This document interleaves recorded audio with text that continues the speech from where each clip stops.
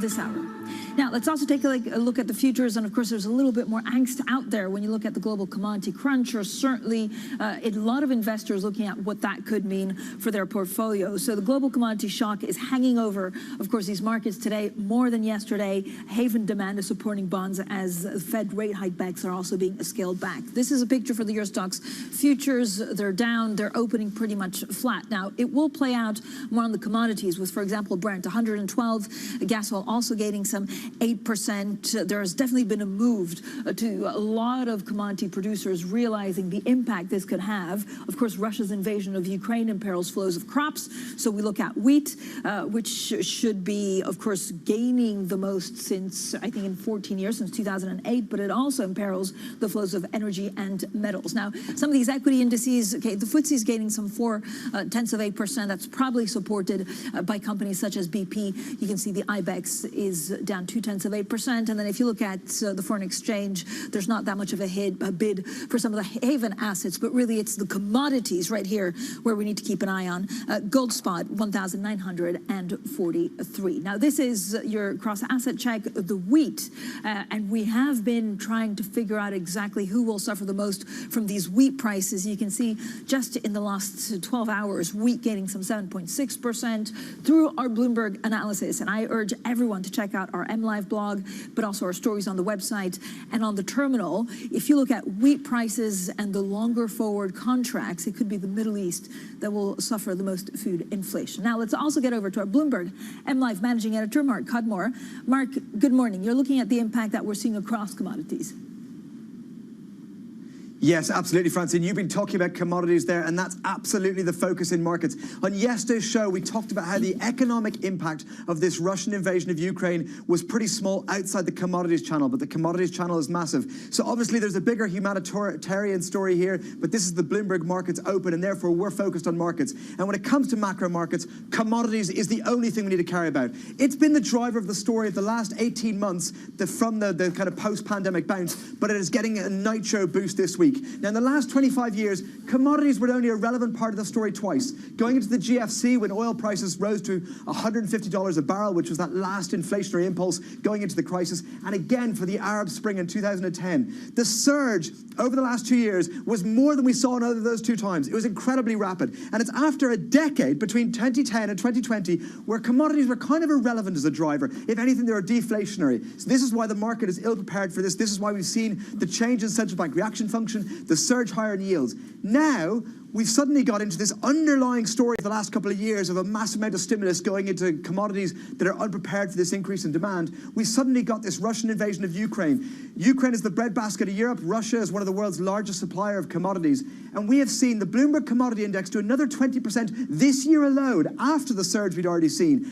Today already, it's up another more than 2% already. This is a story which is going crazy, and this is ultimately the big market story. Hopefully, we eventually get peace in Ukraine and we move on from the politics and the humanitarian issue. When it comes to markets in 6 months' time, this is what we'll care about. But we knew that actually a Russian invasion imperils flows of crops, energy and metals, Mark. So why is it?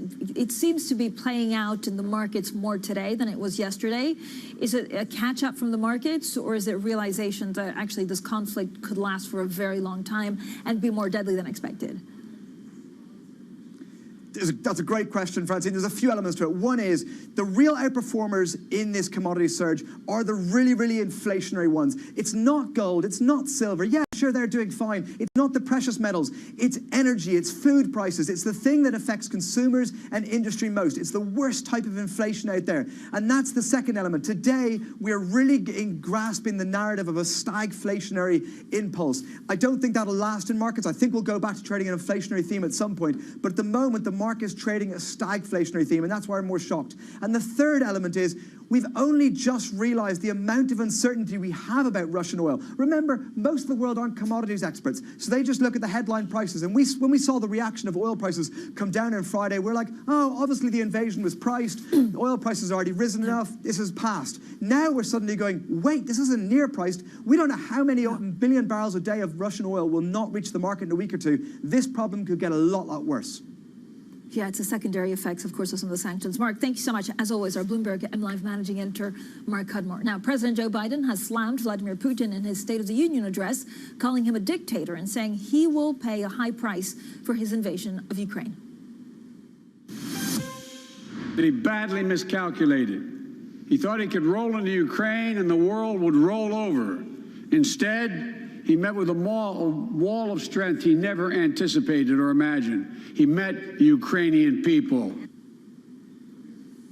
Well, that's as Russia is pressing forward with its military advances. Western military officials are warning that the invasion is entering a new, more deadly phase, with Russian forces likely to use more indiscriminate tactics. Let's get across our reporters in Europe. Maria Tadeo, of course, joins us with the very latest on Ukraine. We also have Benny Camel looking at the corporates. And with me here in London is our Christina Kino for the latest market moves. So, Maria, where do officials see this going for the next 48 hours?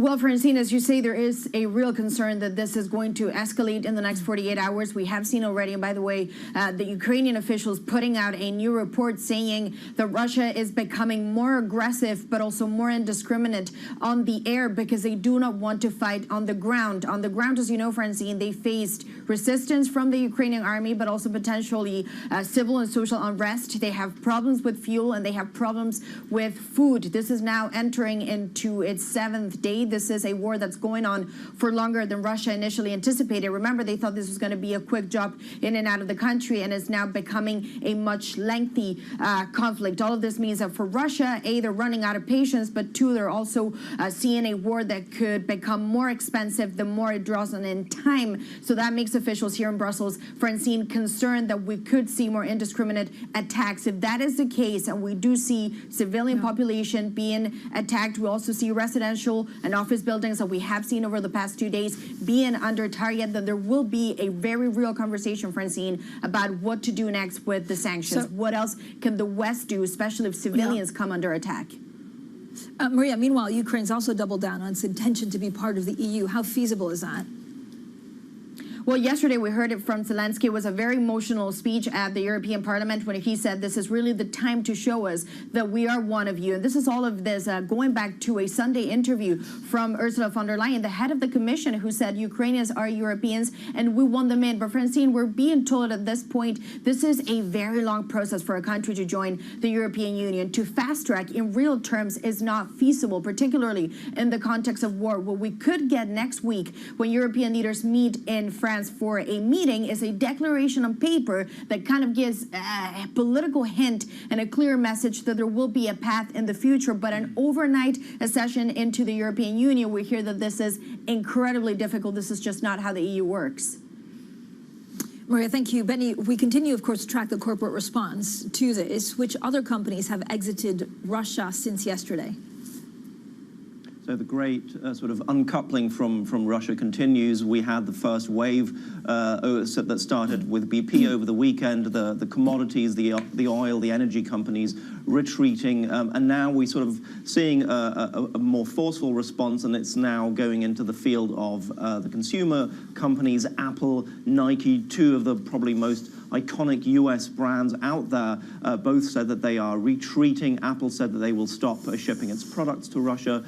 They will stop Apple Pay. They will no longer make some of the Russian news outlets available on its sites. So really a wholesale approach here from many companies.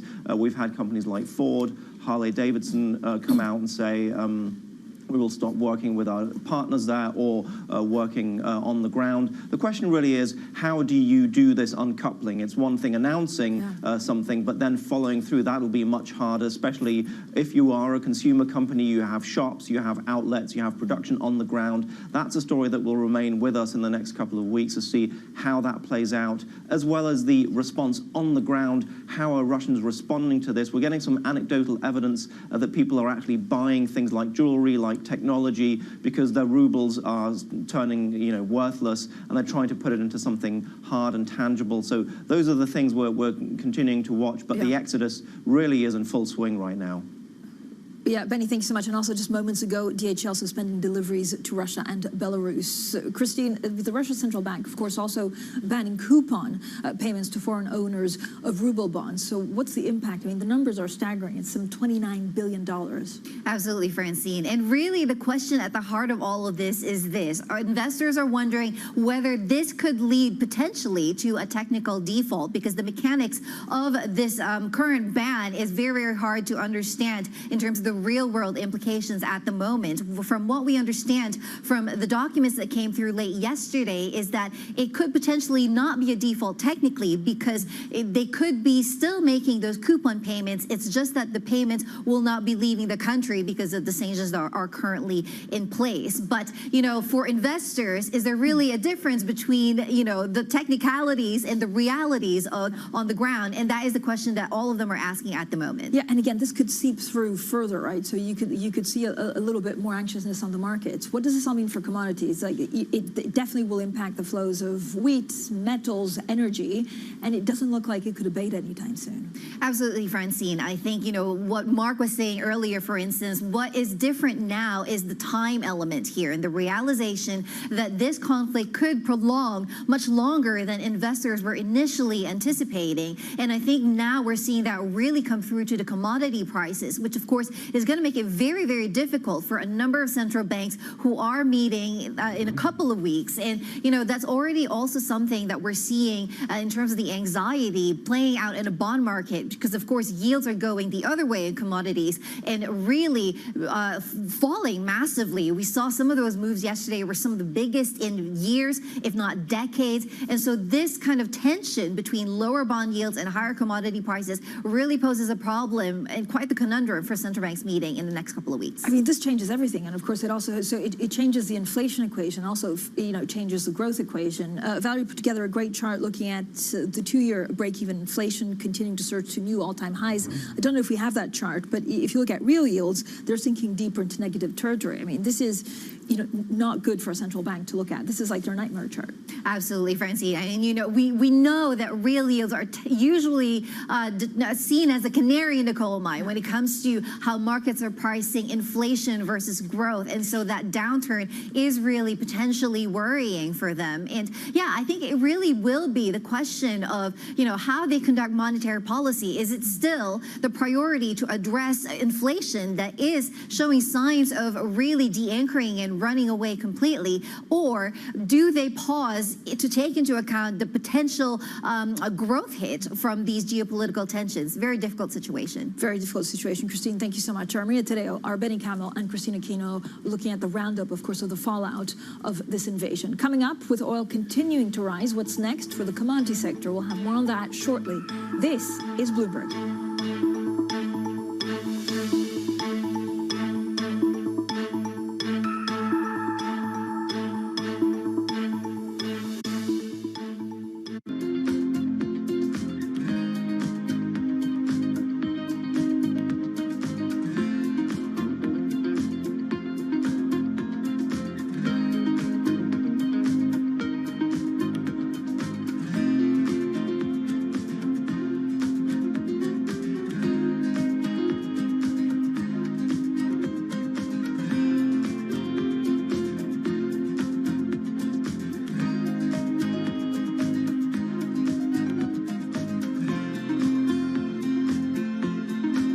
What do you think is the impact of the Prime Minister on the market?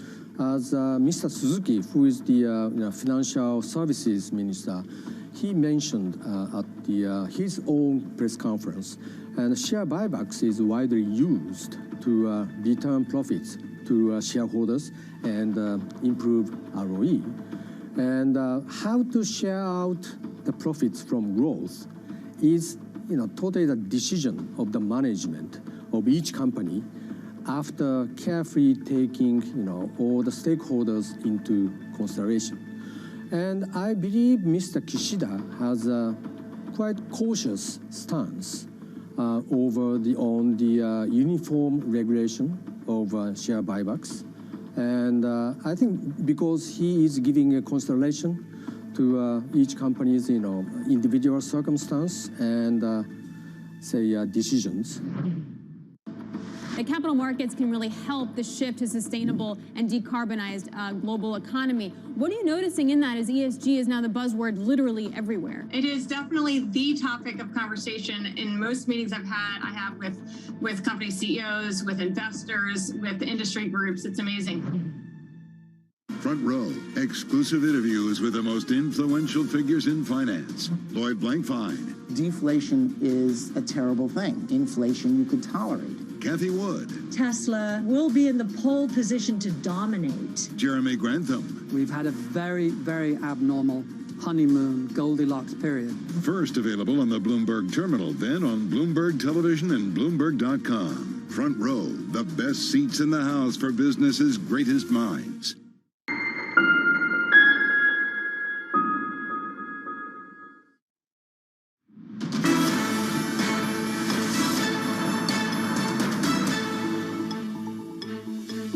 Welcome back to the Open, everyone. 15 minutes into the European trading day, and you can see European stocks down some 0.3%. The FTSE actually holding strong thanks to the fact that the index is quite commodity rich. If you look at the CAC 40 and the DAX, they're down some 0.7%. Now, it's very clear that Russia's invasion of Ukraine imperils flows of crops, energy, and metals, and so it's all the commodity space, of course, oil, but also wheat, that's impacting some of the anxiousness that we're seeing amongst traders today. Now, oil soaring. This comes as the International Energy Agency warns global energy security is under threat after Russia's invasion of Ukraine. Now, the wider Bloomberg Commodity Spot Index has jumped the most since 2009 to hit a new record. Commodity prices are rallying with flows of grains, energy, and metals at risk from the war. So let's get straight to Fiona Boll, head of commodities and real assets at S&P Dow Jones Indices, who joins us. Fiona, thanks so much for coming on. How long can this disruption, or certainly markets being afraid of this disruption, last?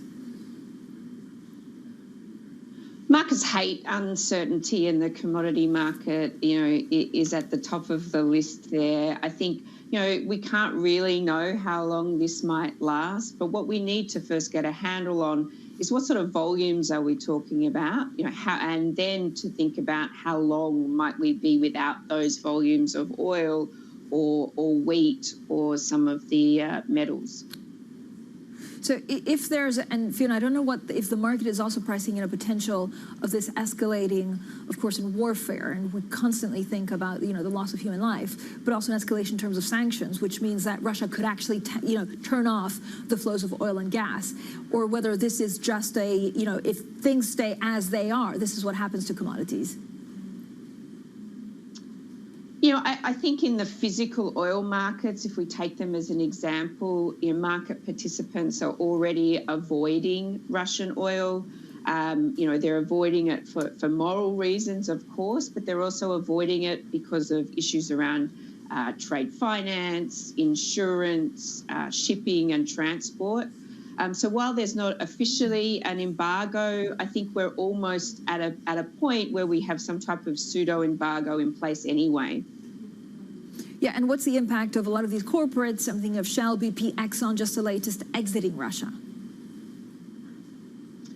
That has short-term implications, but I think more importantly are the long-term implications. These companies make multi-year investments. They have very long time horizons when they think about making new investments.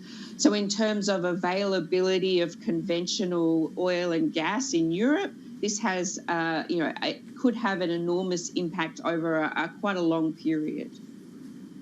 Any chance of a surprise at OPEC Plus today? We can never quite know what OPEC Plus are going to do. Certainly, based on what we've read and seen this morning, they don't appear to have any intention to change their path. But I'm never surprised by an OPEC decision. Fiona, what can you tell us about wheat? So it's soaring to a 14-year high. How much higher can that go? Well, traditionally, the region of Russia and the Ukraine has been referred to as the breadbasket of Europe. We're talking about 30% of world wheat supplies come out of there. This is a real dislocation story. In both countries, the wheat harvests have been very good. The wheat is there. But again, if we can't get it to the market, then there could be ongoing strains in terms of wheat availability, and that flows through directly to consumers' pockets, because we're always concerned about food prices, and we know central banks will be keeping an eye on that as well. Of course, the war has given another boost to crop prices that were already struggling because of droughts and labor shortages, Fiona. So do you have a call on the price of wheat, or is it just too difficult to know the outflows at the moment? I think it's a bit too soon to really know what the worst case scenario would be. I mean, wheat trading at 14-year highs overnight gives you an indication of how concerned the market is. But we have seen prices of wheat higher than this. We go back to previous droughts, previous embargoes on Russian wheat exports, which we've seen. And so, we are not at all-time highs for things like wheat and corn. If the war, Fiona, is likely to continue, and of course, workers could be drafted into the army, which is another thing that we need to look at. Some of the transport and logistics, you're saying, is in chaos. So what does that mean for corn and some of the other soft commodities? We've already seen that most of the ports where the soft commodities leave, both Russia and the Ukraine, are closed. Commercial ships aren't going to those locations for obvious reasons. And we would expect there is already sort of massive disruption and dislocation of infrastructure. So again, as is the case for oil, this is not necessarily an issue of there being none available. It's that we can't get to what's available. All right, Fiona, thank you so much for joining us. Fiona Boulder, Head of Commodities and Real Assets at S&P Dow Jones Indices. Now, coming up later, we have more on the commodities outlook with the chairman and founder of Fortescue Metals Group, the world's fourth biggest iron ore producer, Andrew Forrest. That interview later this hour in about 20 minutes from now. This is Bloomberg.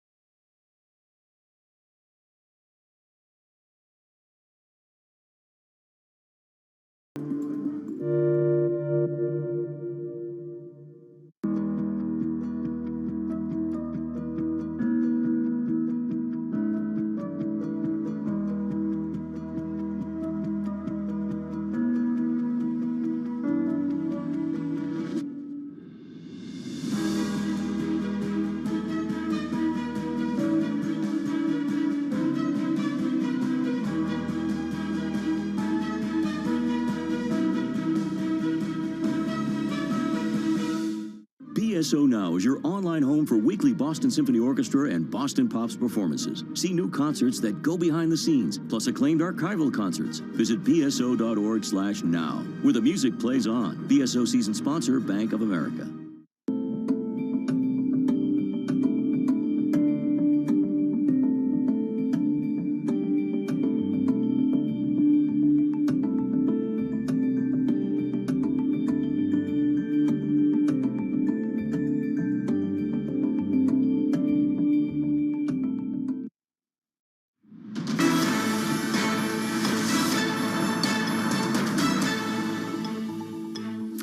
back to the open, everyone. 24 minutes into the European trading day, and the European stock 600 actually seeing a bit of a turnaround, gaining now some 0.1%. U.S. futures also turning positive. Now, it's still not a pretty session when it comes for commodities because of the concern, of course, we have about the flows, about labor shortages, about just the way of getting things out of Ukraine and Russia, for example, wheat. So we'll keep an eye on that. But for the moment, we're also seeing the NASDAQ getting some 0.3% for the futures. Now let's get straight to the Bloomberg Business Flash. Here's Laura Wright. Hi, Laura. Hi, Francine. Apple and Nike have become the latest companies to halt product sales in Russia following the country's invasion of Ukraine.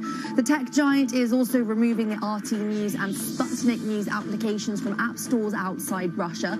It says it's disabling traffic and live incident features in Ukraine as a safety and precautionary measure for citizens there.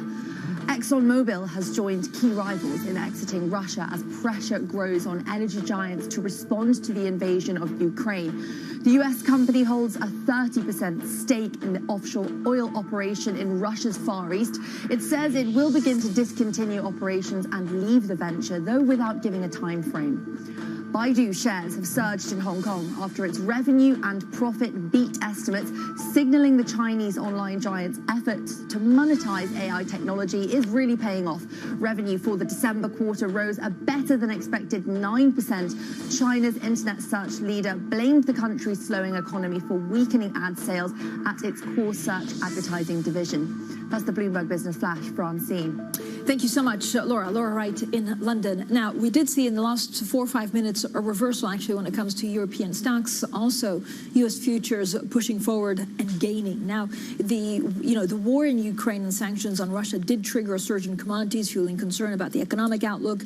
Treasuries are rising. We need to look at real yields, to look at what the growth prospect is. And, of course, a reminder that the war also imperils flows of crops and metals, with Russia and Ukraine accounting for about a quarter of the global grains trade. However, if you look at the S&P futures, they're gaining some 0.3%. Watch out for OPEC Plus today. Brent, $111, and also wheat surging some 7.6%. It actually hit a 14-year high. We'll have plenty more, of course, on commodities.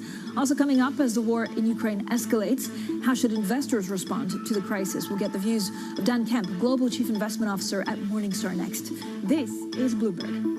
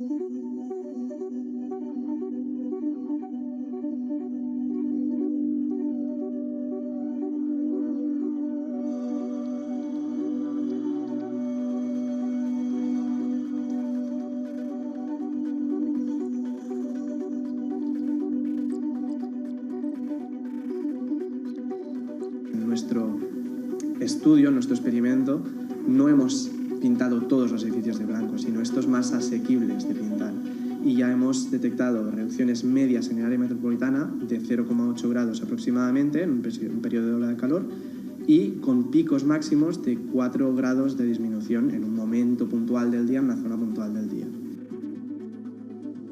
Y como dices, en una ciudad como Barcelona funciona incluso mejor que las zonas verdes. Según las modificaciones, nos detectan incrementos, o sea, disminuciones de temperaturas mayores con tejados blancos que con incrementos de zonas verdes como tienen planteados el plan director urbanístico.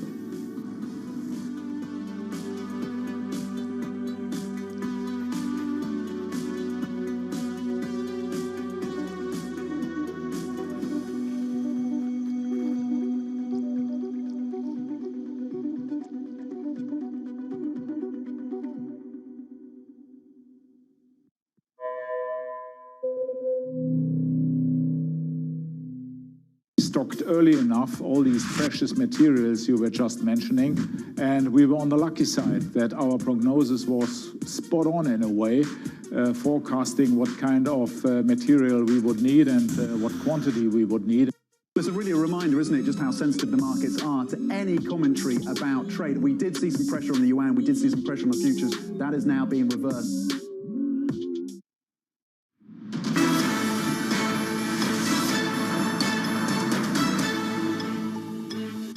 Welcome back to the Open, everyone. 30 minutes into the European trading day, and here are your top stories.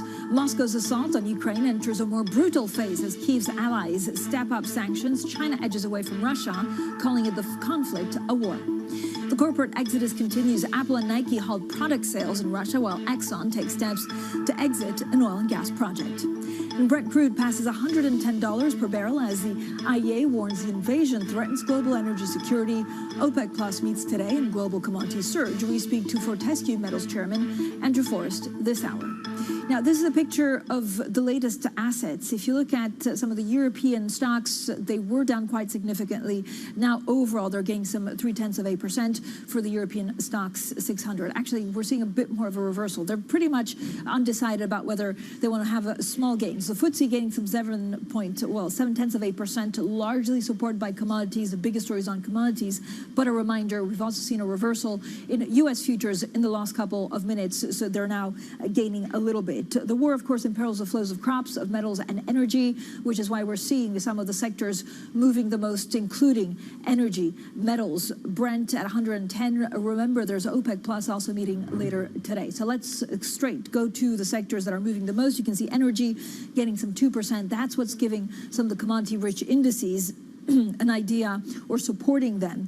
If you look at, for example, Brent oil topping $110 a barrel, wheat hitting a 14-year high, that's, of course, giving a bit of support to basic resources, auto parts, telecoms, chemicals, some of the sectors that are losing the most. Now, real yields, often seen as a proxy for growth expectations, are plunging further into negative territory. You're looking at the 5, 10, and 30-year U.S. real yields, flashing warning of stagflation as inflation pressures continue to rise, but growth expectations actually flag. Now, we do see the impact of the invasion in European bonds as well. German two-year yields completely unwound their shift higher from earlier this year and have returned to December lows. It raises, of course, a question, is the ECB now on hold until we see peace? Meanwhile, in the UK, the market is starting to lose faith in the BOE's hawkish signals, with the two-year real yield plunging the most since the Brexit vote. Now, let's bring in to talk about all of these signals in the markets Dan Kemp. He's Global Chief Investment Officer of Morningstar Investment Management. Dan, thank you so much for joining us. The market readjusting to this new reality. I know it's a very difficult call to say how long and how bloody this war is, and our thoughts constantly, of course, with the loss of human life. But what does it mean for central bank inflation expectations and how quickly they can hike? Well, hello, Francine, and you're right. I think we have to put into context everything that we're talking about with the horrendous suffering that's happening for people in Ukraine. And so the situation certainly makes the job of being a central banker much more difficult. If we roll back a couple of weeks, the future path seemed fairly clear. We know that central banks were keen to address the rising inflation pressure we've seen across the world, would stop talking about transitory inflation so much and really try to give that impression of stronger action. Of course, now what we're seeing is a change in market sentiment. We're seeing enormous volatility as people try to understand what the impact of the situation is, not just right now, but longer term. We expect... And Dan, Sorry, go ahead. Yeah, no, Dan, this is the biggest question, right? Is if you're a big financial that has exposure to Russia, when do we find out? When do we find out the linkage? So, how long do you think it will take the markets to go through everything, and we have a better picture of actually what the sanctions and what the Russian war means? Well, I think the challenge there is not just finding out what the exposure is now, but of course, as the sanctions evolve and as the response to sanctions evolve, then the impact will change as well. So we know that analysts across the world are ferreting around in companies to look at not only the direct exposure, but also where Russia's integrated into supply chains and what that might mean for companies as well. So it's going to take a little while for that to come through. And that's why it's so difficult for investors right now, because the temptation is to find a narrative to try and do too much. Dan, we're also looking at live pictures, of course, from Europe. We're trying to follow everything that's happening at the EU Council with the Polish Prime Minister and Charles Michel. When you look at some of the things that have changed in your portfolio construction, Dan, what are your biggest convictions? Well, our biggest convictions right now are outside the immediate situation we're seeing in Europe. We prefer UK equities and Japanese equities over US equities, but we know that US equities are becoming more attractively valued because of the falls we've seen this year. And so the focus now is not on trying to maximize returns in any one direction, but making sure you have a robust portfolio. That's been a focus of ours for the last year or so, as we saw stock prices rise so dramatically, making sure you have a portfolio that can deal with a wide range of opportunities and not anchoring on, or a wide range of situations rather, and not anchoring just on one outcome. So what do you do with gold right now, Dan? How do you protect your portfolio? So when we're thinking about protection, we typically focus on government bonds, and we saw that, of course, yesterday in the very sharp falls in 10-year government yields, particularly in the UK. So we still think that government bonds are the best way of protecting a portfolio from volatility. We don't have gold generally in our portfolios, and that's because it doesn't generate a cash flow. In fact, it has negative cash flow, and so we don't think you can value it as an investment asset. And so we prefer to have assets that you can value. Dan, when you look at some of your exposure to fixed income, particularly on the emerging markets side, do you go local currency, or is it just too risky given the inflation expectations now? Well, we do like local currency bonds. We've liked them for a long time. Of course, Russia is one of the companies that are included in those indexes and therefore in those funds. And so people who've had local currency bonds have a small exposure to Russia. It's probably about 7% in the local currency index until last week. It's now probably more like 1%. But we see in the rest of that market some good opportunities as those markets act more like traditional developed markets in the way their central banks work, the quality of their finances. So we're seeing some good opportunities given the valuation there. What needs to happen for you to have more risk appetite? Well, I think what we need to see is a discount to a reasonable estimate of fair value. And the challenge is that we're seeing a wide range of potential fair values at the moment because of this uncertain situation. So as we see prices fall, as we see the situation become maybe a little clearer, but certainly fair values settle, then when we see a discount to that, then we'll become much more aggressive. So it's really when markets appear to be at their worst, that's when the best opportunities are.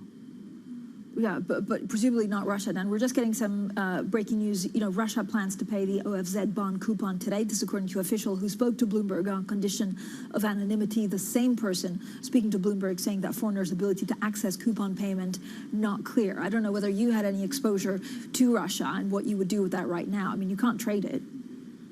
That's right, you can't trade it, and you're right, there's a lot of uncertainty about whether that coupon will be paid to foreign owners, and so that will be an important event this week as we work through that. And so yes, the key when looking at assets like Russian equities and bonds has always been that focus on diversification, not just having one exposure in emerging markets, but reflecting the broad opportunity set there. And of course, investors now aren't able to change their positions, but the exposure of Russia in those indices, in those funds, has fallen dramatically, of course, as the prices declined.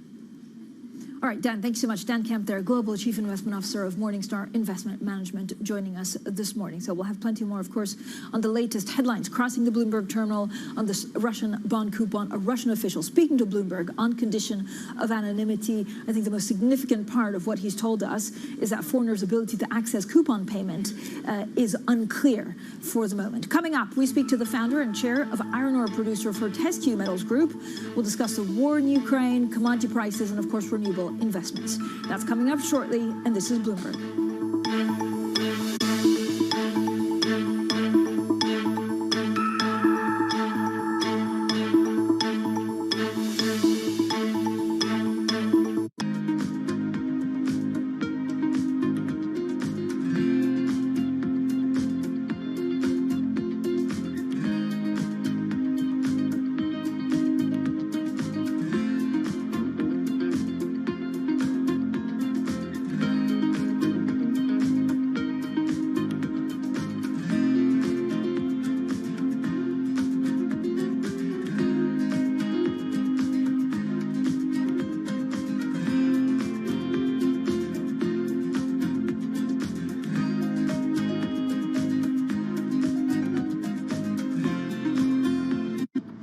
going to primarily be chips for your own business, or is this going to be more centered around the foundry business and external customers? It's going to be both. And what we said today is we're announcing 2 fab modules. It's a large location, 1,000 acres, because I'd hope to build out a full 8 fabs or more on this location. And, if we do that full project, it would be $100 billion over the course of the decade or so. So a massive project, initially 3,000 jobs, 7,000 construction workers, supply chain, et cetera. I mean, this is just fabulous.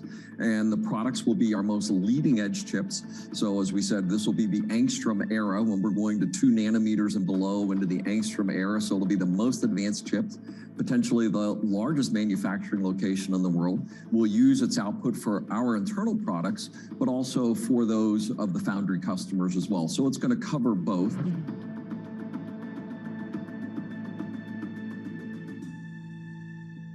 Bloomberg has enhanced search on the terminal to deliver what you need when you need it. Now, you can simply type phrases in everyday English in the command line. Compare financials. Find people. Analyze markets. You can enter phrases or ask questions. What do you want to know today?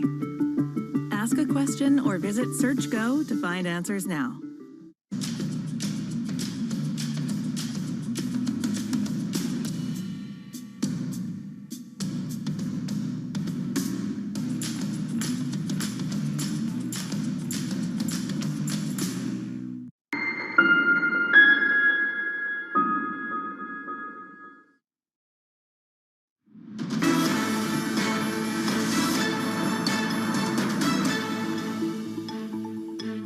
Welcome back to the Open, everyone. 42 minutes into the European trading day, and you can see U.S. futures are actually rising. We'll get that board in a second. European stocks wiping out some of the earlier losses, now only down some 0.2%. Now, a couple of things you need to watch out for. First of all, OPEC Plus meets today. We're not expecting a huge amount of news. Even with that extra release of barrels, it hasn't done much to cool down the price of oil. Maybe OPEC can do something, but there's a little appetite. We could be surprised if you look at Brent. It's still above 110, and then wheat also at the highest in 14 years.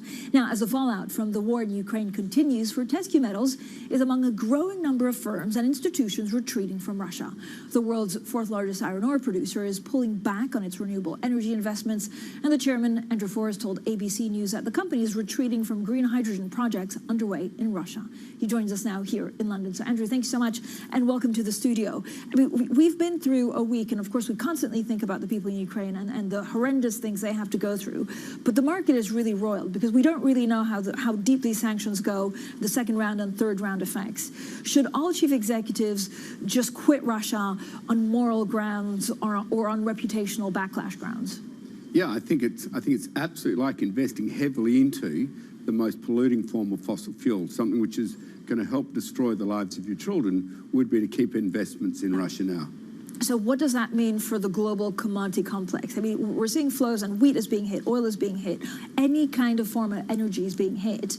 Is that because of the sanctions, or is it because people are pulling out of Russia as well? Look, it's both. But I would say to all my fellow chief executives and chairmen around the world and major shareholders, if you're making $1 from Russia right now, I'd call it blood money, because the people of Russia, they're not hearing what we're hearing. People of Russia are being told that the Ukraine has been shelling Donbass for years. They've killed thousands of people, hundreds of children, all this complete rubbish. I mean, if that had happened, what I know for sure, organizations like Bloomberg would have spread it all over the world.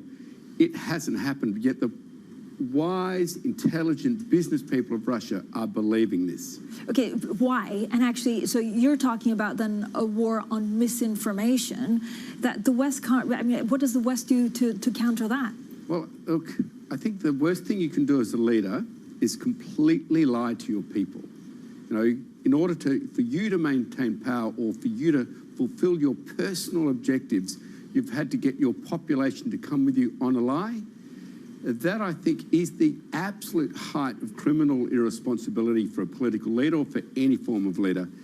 So I would say to all chairmen, chief executives and shareholders, I think it's time you got real and you left Russia. Okay, what does that mean for the world economy? So how inflationary is this going to be?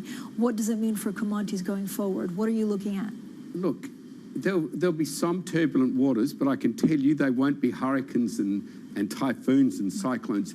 If we don't stop the breach of morality that you can invade another country and get away with it, then what you're looking at is typhoons, cyclones, and unimaginable consequences. I'd much rather have turbulent waters now and completely stop the economic growth of someone who's taking oil and gas dollars from all over Europe, from mums and dads who switch on their gas stoves and use it to pummel innocent citizens of another country.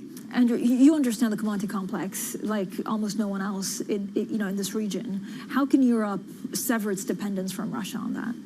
As Germany and other countries are doing, they're weaning themselves off. But if you ask me, this is a little bit late now for Russia to have done this. Move a year or two ago before the great technology and the huge projects are broken for green energy, and maybe you would have had Europe by the throat. Maybe you would have had the global commodity market by the throat as a result.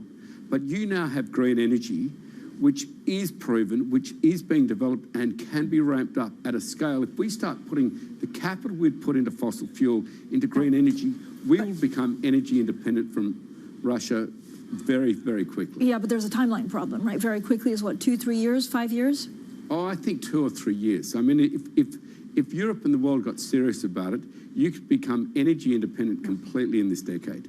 Andrew, let's just go back to something that you said, and you're basically calling for all chief executives, all billionaires to get out of Russia now, otherwise it's blood money.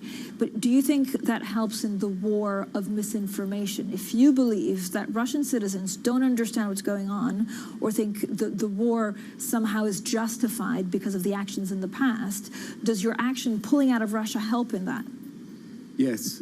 My heart, in fact, the inner tears of myself and my family and my friends for the people of Ukraine are palpable. We can see their suffering. You report on it. We get the phone calls in the middle of the night. But I also get phone calls and all sorts of communication from really wonderful Russian friends. People with that famous, wonderful Russian soul are fantastic people. And they're telling me point blank that they believe that Ukraine has been bombing Donbass, that they've been absolutely destroying communities, killing children, and they believe this. And it's just absolute propaganda like we haven't seen since the start of World War II.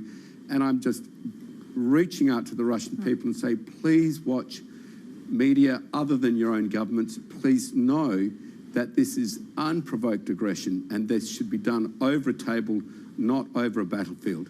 How does this end?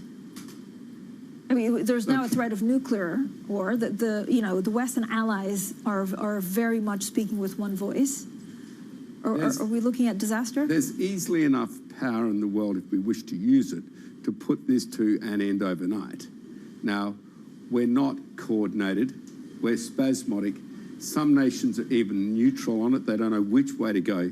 I'd just like to say to every leader in the world, imagine if this was your country, imagine if this was your people, what would you do? And then please do imagine that, because you could be next if you're allowed. Have you spoken to world leaders, and what have they told you? Yes, I've spoken to leaders, and I've said, look, we need to remove Russia from the monetary system, we need to cancel them out of SWIFT, and we need to cut off the demand for Russian energy. So you would cut Russia, everyone, so all the banks out of SWIFT. What if it backfires? Yeah, look, I wouldn't cut Russia off because they're Russia. I love Russia. I love the Russian people. It's a fantastic country and a fantastic people. I'd cut off any country who's going to use military aggression for political ends. If you can't resolve things politically, get out of the game. But reaching for your armies, reaching for your navies, reaching for your air forces to achieve political ends, you've just lost. Andrew, thank you so much for joining us today. Andrew Forrest there, founder and chairman of Fortescue Metals Group. Now, coming up, 4 million people, that's the UN's latest estimate of the number of refugees likely to flee Ukraine as Russia pursues war in the country. We'll be live from the region next. This is Bloomberg.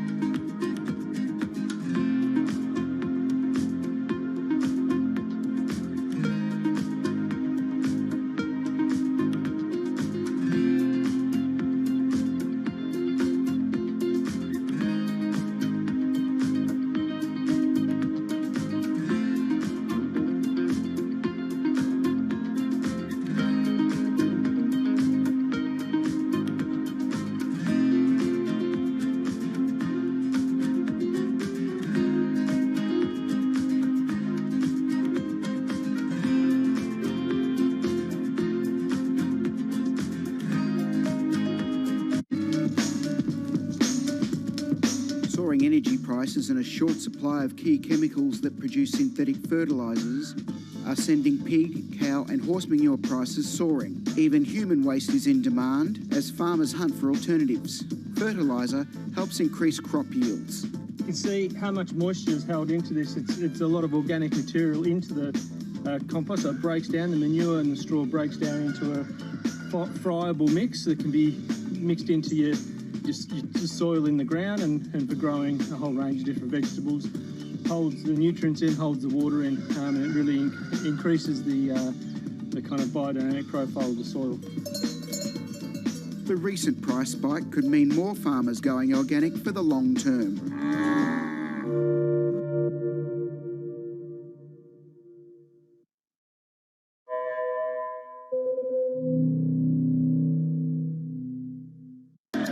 From New York City. We're in London, in Sydney, in San Francisco. 9 a.m. in Beijing and Shanghai. Good morning, everyone. Have a great evening. So recap the headlines. You do not want to miss this How story. are you thinking about those dynamics? Wherever you get your news. This is Bloomberg Daybreak with Lee. On Bloomberg Radio. Welcome to Daybreak Australia. This is Bloomberg Technology. This is Bloomberg Green. On TV, radio, and the web, this is Bloomberg.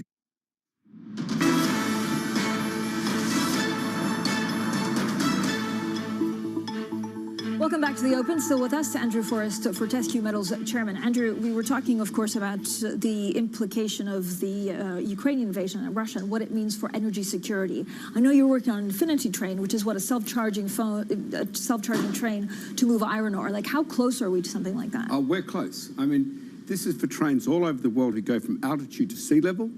Just for us, it's 100 million litres of diesel a year, but for other trains, it's billions of litres. If we just think differently, we can put a battery in a train which can give you more power than you need to go back up the hill than what you generated down the hill. You have the technology for that? We have the technology today. It's one of the reasons why we invested in Williams Advanced Engineering. We have the technology today. And it's not too expensive? No, it's going to save us $160 million a year. But initially, right, to make sure that this works, the initial investment, is it going to be prohibitive for certain countries or companies? Let's unpack that quickly. It'll cost us about $50 million to change over. We'll save $160 million a year. All right, Andrew, thank you so much for joining us. Andrew Forrest there, a founder and chairman of Fortescue Metals Group. Now, the UN estimates that up to 4 million people could leave Ukraine as the Russian invasion continues. We'll have plenty more, of course, on that throughout the hour. I think we also have Aggie Cantrell over there at the border. Aggie, if you're joining us, what's the situation like on the ground? So right now, Francine, we're seeing quite a lot of more people coming through the border now that the morning has started. And we're seeing that while the temperatures are still very low here, they're trying to get as many people across the border, not just at this position, but in other places, not only in Poland, but in other countries that are bordering Ukraine. And this is obviously not just a question that affects the Eastern European nations. We hear from the European Commission this morning that they're looking at finding ways to incorporate these refugees into the labor market in Europe by providing them with temporary residence permits so that they can make sure that this isn't just a pressure that is put on Europe's eastern borders, but is also something that the rest of the European Union can support Poland and Romania and Hungary and the like. Aggie, what is Poland actually doing to support the refugees? So Poland has been in close contact with the Ukrainian authorities as well, trying to make sure that they're reducing the waiting times for people on the border. We saw them open 2 new border crossings for pedestrians. A lot of the people crossing over the border are trying to come in cars, but there's also a lot of people coming on foot. And we're also seeing NGOs and people like the Red Cross and the UNHCR on the ground here in Poland and in other parts of Eastern Europe to help people get across the border. Aggie, what's the most immediate effect, and actually the one thing that leaders are asking for is what right now? So what they're most concerned about is making sure that once the people arrive here, that they're able to then find the proper location to go to. And also, as I said, the European Commission is looking at these, trying to perhaps find residence permits for people so that they can then have access to education and the labor market. And that this is not just a pressure on the eastern flank of Europe, but these people are able to be rehoused elsewhere as well. Aggie, thank you so much. Aggie Cantrell there in Medica, Poland. Now, in the meantime, we also look at natural gas. One of the most significant increases, of course, that we've seen that goes directly to the livelihood of a lot of households. The highest level of natural gas this year is what we're seeing right now, actually surpassing the closing highs in December. At the same time, a lot of the focus is on commodities, but U.S. futures rising. European stocks wiping out some of the earlier losses, signaling that the market sell-off is easing after the slide we saw yesterday. That's it for the European Market Open. Surveillance Early Edition is up next. This is Bloomberg.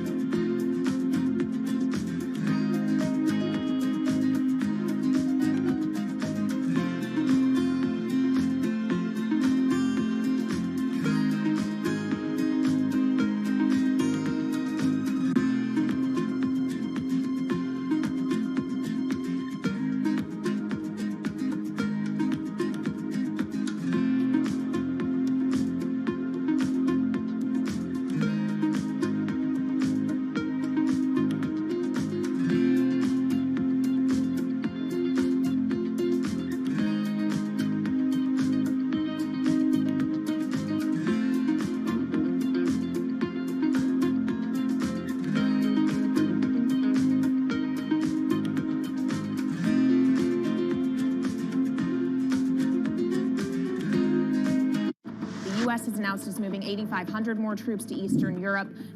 If they're not being deployed to Ukraine specifically, why is that so important, and does that risk further provoking Russia? Well, there's two things going on. So what the United States recently announced is that we are going to put 8,500 troops that are part of the NATO response force on high alert. That means they'll be ready to deploy on a moment's notice should we need those forces anywhere in Europe to protect NATO territory. In addition, the United States is also looking at possible additional moves that they might make to move U.S. force posture into Central and Eastern Europe. The reason we're looking at that is because a lot of the members in that neighborhood in Central and Eastern Europe feel concerned. And so we are looking at what measures we might take in the name of reassurance and deterrence.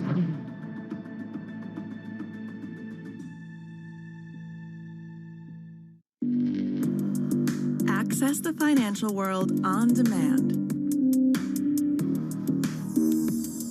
Hear from leading economists, policymakers, and industry experts via live and on-demand webinars, only from Bloomberg. Start exploring to see what's moving the markets. Visit Bloomberg.com/webinars. As a company grows, there are more challenges. What do you worry about the most? The market opportunity for us is enormous, and so our challenge is to continue innovating, driving, and pushing ourselves every single day to go after the most attractive profit pools in this incredible global beauty and wellness market.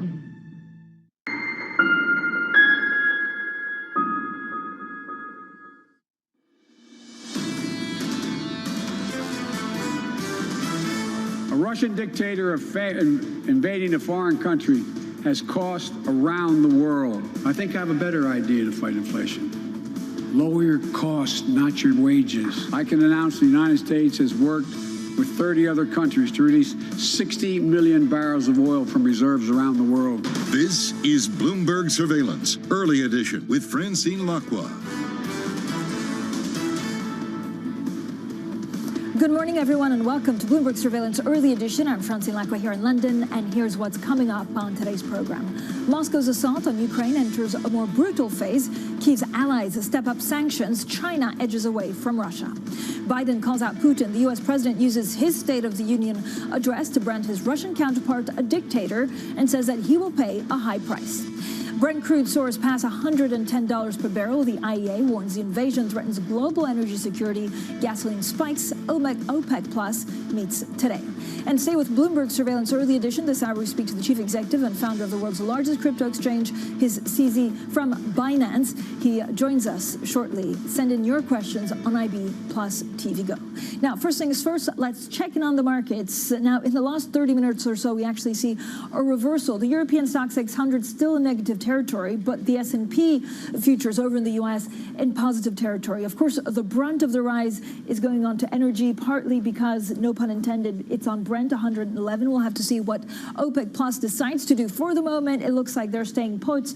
Auto parts, the biggest losers in terms of the sectors overall. It's all playing out in commodities for a number of reasons. First of all, that region is really called the breadbasket of the world because of the reliance that the rest of the world has in terms of their wheat exports. Bonds in Europe also trading lower. And of course, one of the things that we're watching out for is the second and third round effects of some of these sanctions. So natural gas futures not only at the highest since December, but at the highest in intraday since December. You can see 49% higher. Wheat, also one we're watching out for because, of course, this leads to fuel inflation. It could have a huge impact on household spending, and that has an impact on what the central banks can and can't do. And then again, corn, 2.8% higher as well.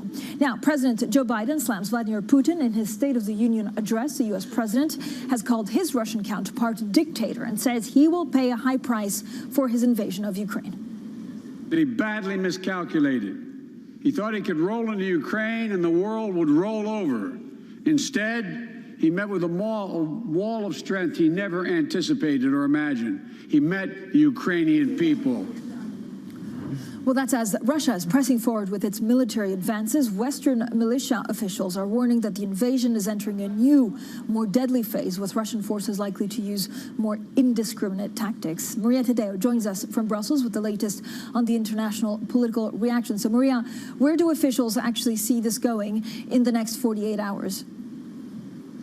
Well, Francine, unfortunately, and of course, we don't want to speculate with this, but the information that we have from officials, particularly here in Europe and the European Union, that are looking at what's been happening over the past 48 hours, they worry that this war is going to take a very ugly turn for two reasons, Francine. One, of course, is that we are seeing impatience from Russia. They're growing impatient at the idea that they thought this was going to be a quick military operation, that the government would be toppled quickly, and we're now on day 7. They are spending a lot of money on this war, and they worry that the longer it goes, the more difficult it becomes for Russia to manage. The other issue, and we had a Ukrainian official this morning telling us this, is that the more time they spend fighting on the air, the more aggressive and indiscriminate they become too. The Russians do not want to fight on the ground because they feel they will encounter, of course, resistance from the Ukrainian army, but also the Ukrainian people, civil unrest and guerrilla-style tactics on the ground. They also worry about food and fuel shortage. So all of this means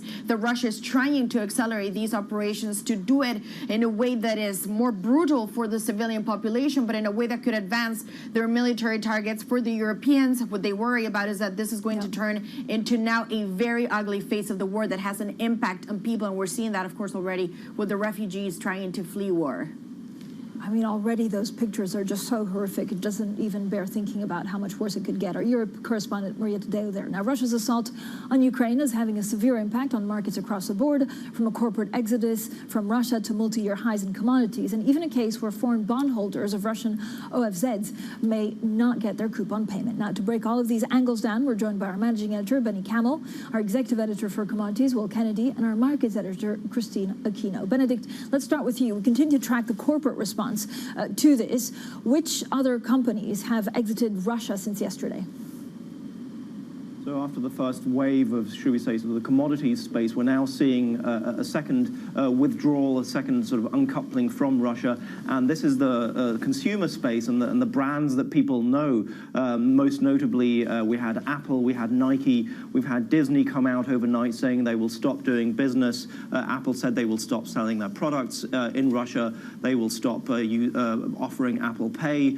They will stop using some of the Russian websites as news sites on their website, and this obviously carries huge symbolism. These are iconic US brands. These are brands that not too long ago rushed into Russia, into the ex-Soviet Union to win business there, and now they're all scrambling to get out. The question really will be how quickly can they unwind the business over there. It's one thing announcing this, it's another thing if you have a physical presence there, if you have shops there, if you have employees there, how do you actually go about pulling out of a country? Do you just take a big hit and close up shop, or do you sort of do this more slowly? There's obviously political pressure from governments to unwind operations you have over there. So this is something we'll have to watch over the next couple of weeks, how the announcements actually turn into action, how these companies actually pull out of Russia.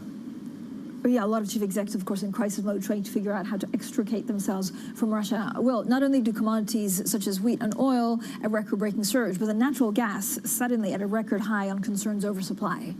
What we're seeing across the commodities industry, Francine, is that buyers are really reluctant to trade with Russia, and that's cascading through all our markets and driving highs from everything, as you say, to gas, to oil, to wheat. There aren't specific sanctions on commodities, but many traders are unwilling to trade Russian commodities. Many banks are unwilling to finance them, and importantly, many ship owners are unwilling to carry them, and that's really having a big effect. I mean, at what level does this plateau? I mean, what are the chances that, of course, there's also a supply shock in terms of turning off the taps? And are we expecting anything from OPEC Plus? I think OPEC Plus meets this afternoon. They're going to be under huge pressure to do something. Oil traded at $113 a barrel this morning. That's the highest since 2013. But at the moment, all the signals we're getting is that they're going to adopt a steady-as-it-go approach and just stick with their plan to increase by a rather marginal 400,000 barrels a day. Christine, talk to me a little bit about some of these payouts to foreign owners. We thought it was banned, but then we also spoke to an official who said it's a little bit less clear than that. Absolutely, Francine, and I think that is the gist of it for investors as well. It's really not clear how this is going to play out in reality. I think, yeah, I saw the same headlines just before I got here, basically saying that we are getting an indication from Russia that they will be making these coupon payments. But again, if you're a foreign investor who is holding these bonds, it's still not entirely clear how exactly those payments are going to get to you, especially if you're outside of Russia, because again, we still have this issue of even if technically Russia makes those coupon payments, the question is, will those payments actually be able to reach overseas and get to these foreign investors? Yeah, and the other question is, so we look at real yields, like there's an inflation problem. We have a great chart, which I think we'll get up for you in a second. So we have inflationary pressures really increasing like quite incredibly. At the same time, growth prospects could also fall off a cliff. So we're looking at stagflation. Absolutely, Francine. And you can really see the confusion in the bond markets as they try to work this out. I mean, yesterday's moves in yields were really incredible. Those declines were some of the biggest that we saw in years, if not decades. And then today, the turnaround is equally incredible because I think, you know, we're coming up to Eurozone inflation data in just an hour and a bit. And then we also have some indications from the Bank of England as well that they still intend to hike, at least according to some officials. And so it really is markets trying to work out what is the inflation growth balance here, and we're taking it day by day, Francine. It changes so much. Yeah, it's so quickly. Christine, thank you so much. Everyone, thank you so much for that team effort. Managing editor Benny Camel, of course, head of commodities Will Kennedy, and our markets editor Christine Aquino. Smart Conversations continue on Bloomberg Surveillance Early Edition. This hour, we speak to the chief executive and founder of the world's largest crypto exchange, CZ, from Binance. He joins us on a little bit later in the program. You can send in your questions on IB plus TV Go. This is Bloomberg.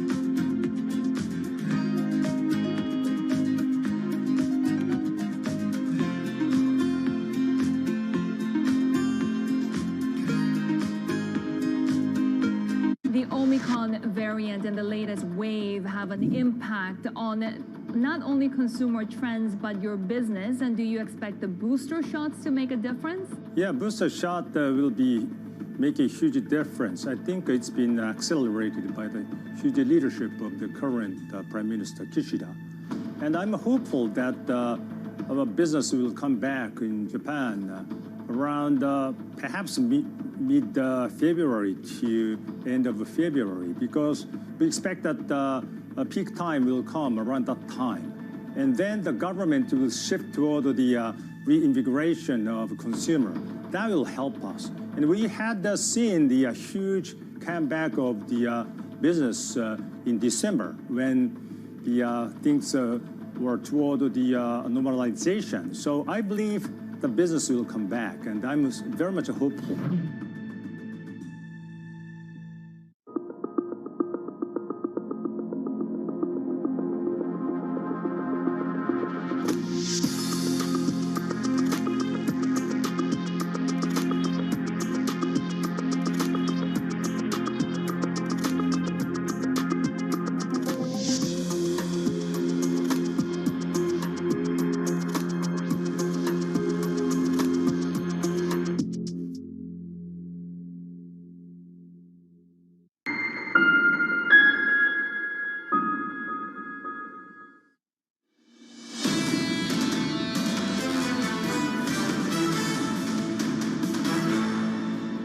Tonight, I can announce the United States has worked with 30 other countries to release 60 million barrels of oil from reserves around the world. America will lead that effort, releasing 30 million barrels of our own strategic petroleum reserve. And we stand ready to do more if necessary, united with our allies.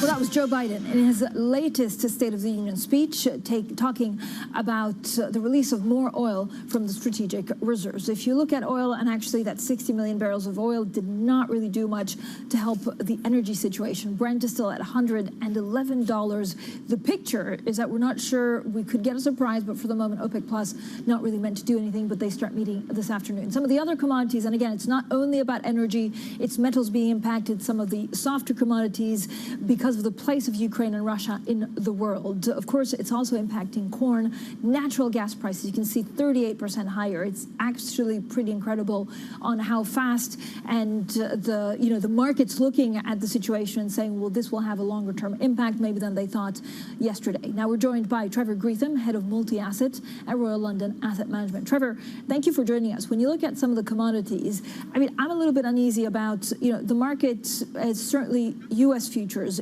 increasing, but then you see energy also falling off a cliff. I don't know whether it's two narratives or whether one has to play catch up to the other. Well, commodities broadly have been very strong. I mean, prior to the conflict, we were seeing sterling-based returns from the low of the broad commodity index, like the Bloomberg Commodity Index, of about 40%. And now we've seen this extra move up, really triggered by the potential disruption to oil supplies around the Ukraine crisis. There's a broad commodity surge that was happening already because the world's growing too strongly for its supply-constrained, snarled up supply chains. Then you add this on top, and you're seeing this extra massive kicker to commodity prices generally. And bear in mind that most commodities involve using energy to produce the commodities, so they're very linked back to oil. To harvest corn, there's a lot of driving tractors around. So, Trevor, how does this continue? I mean, if you look at the market and the economic fallout from this possible sanctions, let's say it doesn't escalate, but we actually don't know what happens. But given where we are, what are the second and third round effects of these sanctions? Could they backfire? Well, I think the sanctions are much stronger than the markets were expecting and much stronger than Putin was expecting. There's a lot of shock around at the moment, not least in Russia, about what's happening. I think, you could see by the collapse in the Russian stock market last Thursday that the domestic Russian investors weren't expecting this either. And obviously we're seeing this terrible humanitarian catastrophe, which the world's really focused on, including China. And so you've got China saying they deplore the loss of civilian life. So I think you're going to see a lot of volatility is the first thing for the next few days and weeks, as the expectations of an early end or a late end to the conflict come backwards and forwards. Central banks are in a real quandary because they didn't raise interest rates last year when growth was strong and inflation was rising. They're playing catch up this year. There was even talk, as you know, of a 50 basis point Fed hike in March. And now they're looking at the level of oil prices that's likely to sap consumer growth. And so you're beginning to see those rate hikes coming back out of the market. For stocks, this is quite a bad combination. You've got slowdown in growth, rising inflation, and central banks are not likely to slash interest rates here, let's be clear. It's just a question of how quickly they raise rates. So, Trevor, what does that mean for your portfolio management? Are you unwinding some of the position in equities, or do you want to be fully invested? Well, there's a two-way pull. So in a stagflation stage of the business cycle, stocks tend to do quite badly because you've got the slowdown with the risk of tightening policy. But on the other hand, investor sentiment's already deeply depressed. It's the most depressed we've seen since the onset of COVID. And that means a lot's in the price. So at the moment, we're just slightly in Europe below the lows of Thursday, but not very much further down. We've neutralized positions. We went into this with a very small overweight in equities. We've cut that down to neutral. We still have the biggest overweight in our portfolios in commodities. And commodities are providing a really great diversifier at the moment to the losses you might be seeing in other parts of the portfolio. So it's an important asset class to include, and it's something which we're tactically overweight. And at some point, you would expect to see commodities come back down if the conflict ends sooner, and stocks would go back up. And that would be the point where you would want to move back to stock markets. But at the moment, I think discretion's the better part of valor, and we want to stay neutral.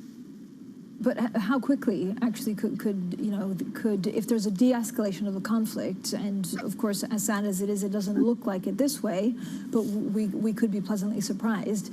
How long does it take for commodity markets to readjust? I think it would be instant, and we're all praying for an early end to the conflict. I mean, let's be clear, this is the thing that matters above everything else. But if you were to see an early end to the conflict, I think commodity prices would come back down, not that far back down, but back down maybe to January levels, and stock prices would immediately react positively, because none of us can really predict how this will work through. I think it's a bad idea to be selling shares at this stage. So we're kind of sitting neutral. We've got the overweight in commodities, and if we think the time is right, we'll be buying shares rather, I think, than selling them. Trevor, what does it mean for second and third round effects on large financials? I know, we always think about Lehman Brothers. It's a very different situation because now we're essentially G7 countries are trying to, make a country almost default, or we're at the brink of that, financially freezing assets. But have we figured out, or how long does it take to figure out the second and third round effects to make sure that there's nothing systemic where we just don't have enough liquidity in the market? Well, the markets already have moved the share prices of banks with lots of Russian exposure. And obviously countries like Cyprus have got lots of exposure to Russia, some of the Italian banks. That's moved very quickly. I do think it is possible we'll see some kind of difficulty in liquidity in the payment system with anybody interacting with Russia, and the second round effects can come from that. But I would expect central banks, if necessary, to provide liquidity. It even might get to the stage where the Fed starts offering dollar swap lines to European banks. That doesn't mean they're going to cut interest rates, though. You can provide liquidity and still think inflation's a problem and still keep interest rates going higher. So don't mistake, a liquidity injection with a rate cut. They don't have to come together. But obviously it's a fast-moving situation in terms of the economic impact, and bond yields are dropping very rapidly, and that's signaling, at the very least, there's quite a prolonged pause that's likely in central bank activity. But it's very like the 1970s. We've got this big inflation surge. We've got central banks way behind the curve. We've now got the geopolitical stress as well. It's a really hard thing to manage, but the longer central banks don't raise interest rates, I think the more they have to raise them later. So loads of difficulties out there, and one thing's for sure is inflation is proving much less transitory than people thought it was a year ago. Trevor, thank you so much. Trevor Gritham there, head of multi-asset at Royal London Asset Management, joining us, of course, on some of your portfolio positioning. Now, Smart Conversations will continue on Bloomberg Surveillance Early Edition. This hour, we also speak to the chief executive and founder of the world's largest crypto exchange, CZ, from Binance. He joins us later on in the program. Send in your questions on IB plus TV Go. This is Bloomberg.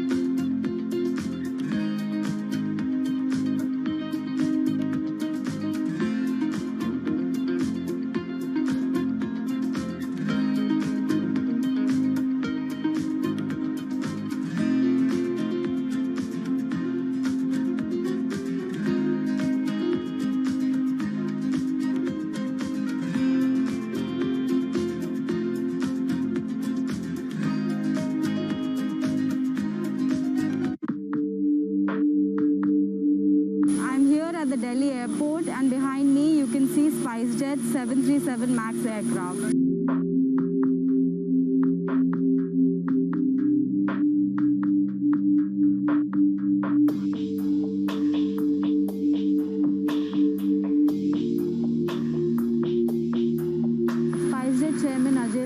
Earlier today said that Boeing is going to compensate SpiceJet in form of cash and aircraft.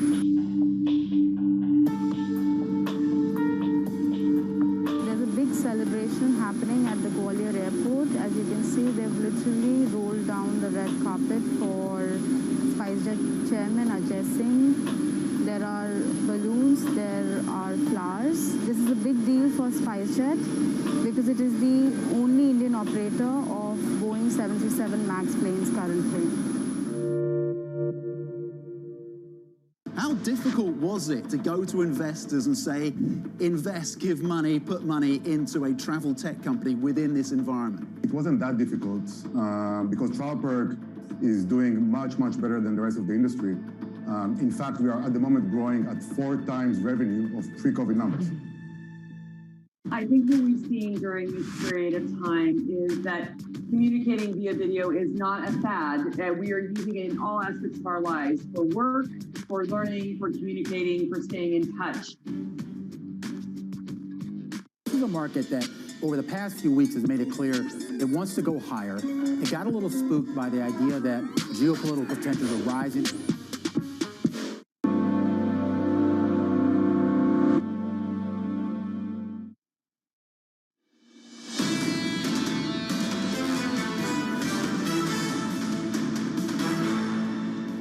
I would say to all my fellow chief executives and chairmen around the world and major shareholders, if you're making $1 from Russia right now, I'd call it blood money. Well, that was the Fortescue Metals chairman, Andrew Forrest, speaking to Bloomberg a little bit earlier. Now we're back with Trevor Greetham, head of multi-asset at Royal London Asset Management. Trevor, we spoke a lot about commodities. If you look at some of the other sectors, of course, impacted by freezing out Russia because of this horrific war in Ukraine, where do you find value? How does it, have we quite figured out, for example, what certain companies leaving Russia means for their bottom line? Well, some big cross currents going on in equity sectors at the moment. I mean, the sector that's been strongest, you won't be surprised to hear, is the energy sector. That's been a strong outperformer. Financials have been a little bit hit, not so strong. Utilities are doing quite well, so it's the defensives and the commodity plays that are strongest. And what's really interesting and different is, for example, yesterday the technology sector led the US market lower, even though there was a big collapse in real bond yields. And we've been told for the last 3, 4, 5 years that every time real bond yields drop, that can mean a higher PE multiple on tech and on growth stocks. And it's not happening. I think the reason it's not happening is that if the real interest rates are dropping for some technical reason, sure, that's a valuation boost to the growth sectors. But if the real interest rates are dropping because of fear of a hard landing, then I think tech becomes a cyclical. And it's a very expensive sector, and that generalized risk aversion can hit the tech sector. Trevor, have you changed actually the way you think? Underweight technology. Yeah, okay. Have you changed the way you think about how many times the Fed can raise rates this year? Yeah, the pencil has sharpened, and our economists are looking at that. I mean, certainly a 50 basis point rise in March is really out of the question at this stage. I don't know if I'd change the total interest rate rises for the year, and again, it really depends. Massive uncertainty here. But if this conflict can end in the next few weeks, then I think you'd see consumer confidence and markets bounce back. You've got very tight labour markets. Inflation would still be high. I think you'd probably see still the same sort of number of interest rate rises later on. The most positive outcome would be is if the supply chains can also ease up, if the pandemic fades away, then you could get fewer rate rises, and then you would get a tech-led recovery. Trevor, thank you. Trevor Greetham there, head of multi-assets at Royal London Asset Management. Now, Smart Conversations continue on Bloomberg Surveillance Early Edition. Up next, we speak to the chief executive and founder of Binance, CZ. This is Bloomberg.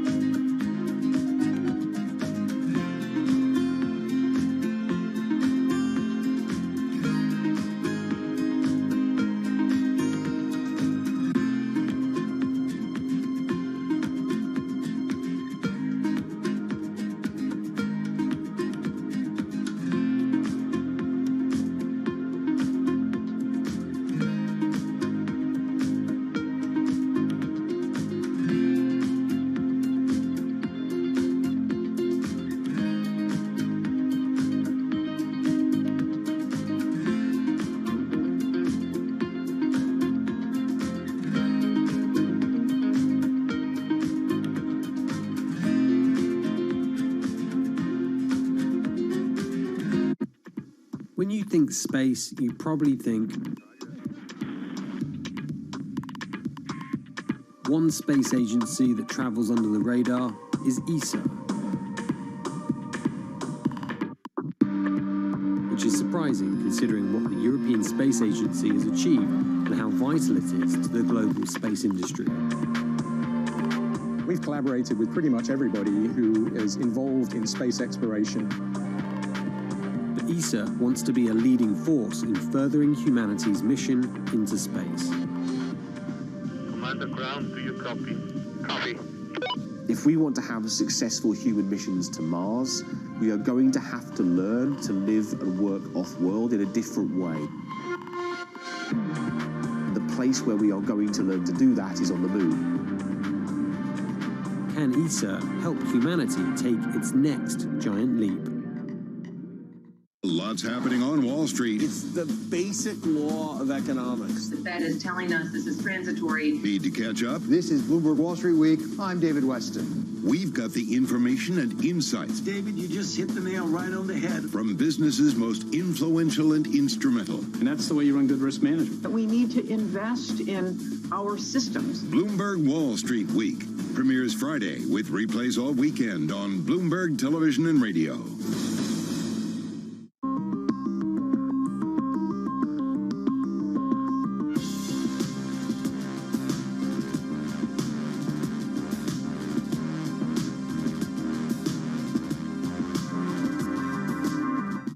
I think that it's hard to put your head around any narrative. Let's just be honest. We've had sort of a shift in, are we in some sort of stagflation fears moment? People were talking about that all day yesterday.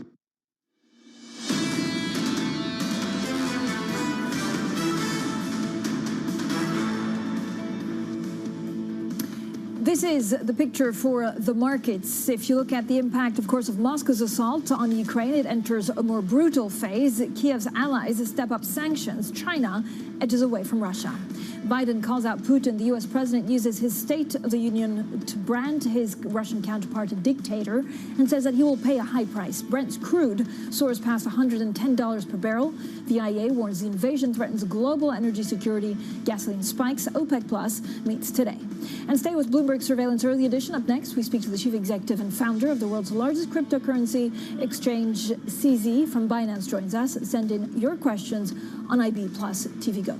Well, good morning or good afternoon, and welcome to Bloomberg Surveillance Early Edition. I'm Francine Lacqua here in London. So first thing is first, as promised, let's check in on the markets. We did see a bit of a reversal in the last 20 minutes or so. This is on the impact, of course, that commodity prices could have. European natural gas actually surging to a record high on concern that the war in Ukraine could disrupt Russian supplies even further. At the same time, we're seeing a repricing of some of the inflation expectations. Stocks dropping in Europe as oil. Brent oil is at $110, and that is sowing fears for growth. However, if you look at the S&P futures in the U.S., they're actually gaining. You can see crude oil, 110 for Brent, auto parts, the biggest losers, and energy, as expected, the biggest gainers. So let's also delve deeper into some of the natural gas, but also wheat and corn, because of the reliance of the whole world from Russia and Ukraine. Now, if you look at the disruption in gas supplies, they're more likely to damage the infrastructure in Ukraine, or more likely to come from that, but the risk of sanctions applying to energy remains also a real possibility, which is why we're seeing natural gas futures actually soaring some 25%. Now, President Joe Biden slams Vladimir Putin in his State of the Union address. The U.S. president has called his Russian counterpart a dictator and says he will pay a high price for his invasion of Ukraine. He badly miscalculated. He thought he could roll into Ukraine and the world would roll over. Instead, he met with a wall of strength he never anticipated or imagined. He met the Ukrainian people. Well, that's as Russia is pressing forward with its military advances. Western military officials are warning that the invasion is entering a new, more deadly phase, with Russian forces likely to use more indiscriminate tactics. Let's return now to the war in Ukraine. Ruble plunging. Trading volume of Bitcoin and so-called stablecoins have surged in Russia and Ukraine's local currencies on Binance? Well, we're joined by CZ. He's Chief Executive Officer and founder of the world's largest crypto exchange, Binance. And I'm also delighted to be joined by Hazled Admin, who's been following Binance like me from the very beginning. So thank you both for joining us. CZ, we have a lot of questions, of course, on Binance. I know yesterday you said that the Binance exchange is blocking the accounts of any Russian clients targeting by sanctions. What kind of flows are you seeing in and out of Russia in terms of cryptocurrencies, and why not ban morally all clients from Russia? Thanks for having me. First of all, I would like to say we're deeply troubled by the escalating conflict in Ukraine, and this is far beyond a political issue. It's now a historic humanitarian crisis in the region. Many people, including our users, are being put in harm's way. And we were doing everything we can to provide support to the Ukrainians suffering today, which includes $10 million donations to charity organizations like UNICEF, focusing on helping children, UNHCR, focusing on helping the three-something million refugees, ISANS, people in need, Red Cross, Save the Children, etc. Yeah. And they're all offering active refugee intake centers in multiple neighboring countries, including Poland, Slovakia, etc. So I'm back on the topic of the sanctions. Binance follows sanctions rules very strictly. Whoever's on the sanction list, they won't be able to use our platform. Whoever's not, they can. So we work very closely with international regulators very closely to apply sanctions. So, but we view that we do not have unilateral decision power on our own to freeze normal people's accounts. I think that would be, that's unethical for us to do. CZ, why not a ban completely? Are you concerned perhaps that all the users that you ban may gravitate towards your smaller rivals perhaps? No, I just think it's not our decision to make to freeze user accounts, etc. So, for example, Facebook has not banned Russian users. Google has not blocked off Russia, etc. United States have not done that. So we just follow rules. We don't make them. And also, just from an ethical point of view, many Russians do not support this war. So I think we should separate the politicians to the normal people. But CZ, if you don't go a step further, do you worry that this explicitly puts crypto on the wrong side of the law and on the wrong side of international norms? I mean, morally, are you comfortable with your position? We are following the position supported by governments all around the world, including the UN. We do not make the sanction rules. They are organizations who make those rules. We follow them. So we are doing exactly what the recommendations are. CZ, are you seeing sanctioned oligarchs trading on your platform? We know that you can't buy or sell on Binance anonymously.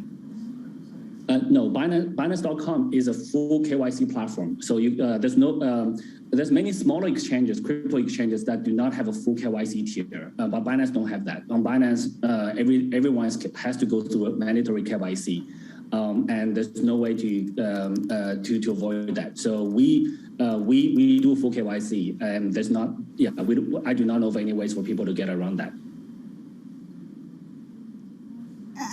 Have you frozen anyone yet? Have you frozen any account yet? So to be honest, I'm not sure exactly how many we've frozen or not. We have a very experienced compliance team that come from traditional law enforcement and compliance backgrounds. They're extremely good. We now have world-leading experts in this field working in our team. Many of them are ex-law enforcement from the top law enforcement agencies all around the world.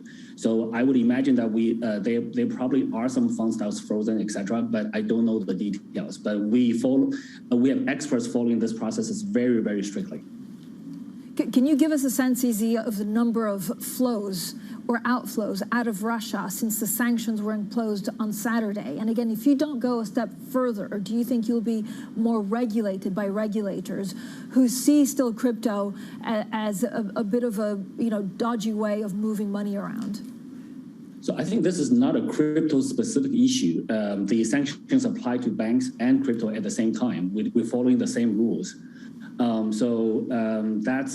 that's what we're following. So banks are following exactly the same sanction list as we follow. So this is not a crypto-specific thing. This is just, we are following exactly the rules established by the regulators. So yeah, so I don't see this as being a crypto-specific issue. We know that Ukraine wants a complete ban. What are you hearing from the Biden administration? What kind of conversations are you having right now? What are they asking you to do? So yes, we are. We are trying to get accurate information in as timely manner as possible, and we follow all those recommendations. And so we are following the rules established by governments all around the world. And so it's not for us to decide to unilaterally freeze some Russian citizens' bank accounts that's not on the list. So and also unilaterally doing that as a platform doesn't, number one, hurts the most vulnerable groups of people that have very little impact on international affairs. And you probably just move those users to other smaller platforms that are less compliant and may not even have mandatory KYC, etc. But Cici, at the same time, I mean, we're getting quite a lot of viewer comments, okay, and this is mainly traders saying we're not allowed to trade Russian stocks. So you as an entity, you're still doing business with Russia. Is not that against, sanctions? And a lot of people are writing it at the moment, and so we thank our viewers.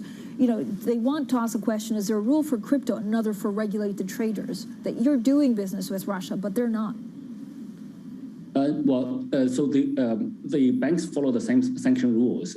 Just because there's a restaurant in London or in UK or in New York, those restaurants may still be servicing Russian citizens, and I don't think that's anything wrong per se. But just because that restaurant's in New York, it may not service a lot of Russian citizens, doesn't mean that they are different in principle. So certain businesses are location driven, certain businesses are not. Most banks are limited to one country, but banks do handle international transfers. And right now, I believe most banks follow the sanction list as we do. Cici, we heard from Mike Novogratz. He says that Bitcoin was created because people just don't trust governments. Do you see this all leads to an expedited pace of de-dollarization? I'm not sure about that, to be honest, but Bitcoin, so there's another, I would add to that, there's another common misconception that many people use crypto through centralized exchanges. That's actually not completely true. With blockchain technology, anyone can download their wallet, create their own keys, and transact with people using the blockchain, sending Bitcoins, receiving Bitcoins, without going through any exchange. In that regard, blockchain does offer that a high degree of freedom and flexibility, but and the blockchain does not reject any transactions.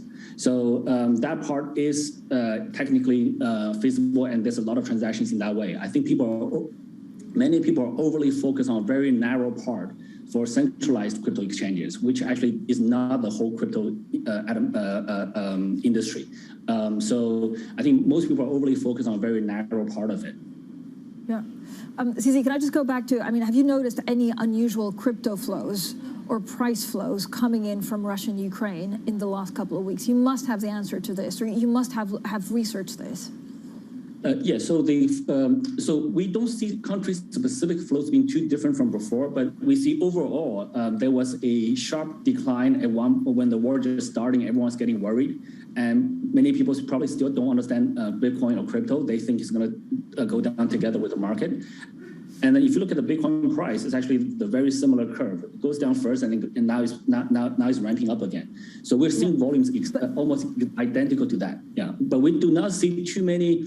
So we actually do not see too much volumes in those specific countries because most people think they will be like trading, but guess what? This is the war. People are worried about the war, right, and not trading crypto. Cici, you can tell me with confidence that you don't think any, sanctioned Russian money or money from oligarchs or the people around Putin have transited through Binance in the last weeks. I'm very confident that we implement the sanction list very, very strictly. So I do not think that happens. All right. Very quickly on the headquarters, where will it be? So we do. I spend quite a lot of time in Dubai these days, but we have a corporate headquarters registered. We'll announce that very soon. So that's already communicated with many regulators around the world. So it's no longer. But I'll wait for the official announcement to announce that. All right, hopefully we'll see you back on Bloomberg then. CZ, thank you, the Chief Executive and Founder of Binance. And of course, thank you as always, Haslinda Amin as well. Now we're just getting some breaking news out of Kremlin saying that the Russian economy will withstand sanction pressures. The Kremlin also saying that it is not clear yet if Ukraine is ready for the new talks. This is according to the spokesperson Dmitry Peskov speaking on a conference call. Now we'll have plenty more, of course, on the invasion. Global news 24 hours a day on air and on Bloomberg Quick Take, powered by more than 2,700 journalists. Coming up, we'll have more on sanctions. We'll look at Abramovich's assets. We'll be talking to Rusi's Tom Keating, who doesn't expect sanctions to fix the UK's systemic illicit finance problems. This is Bloomberg.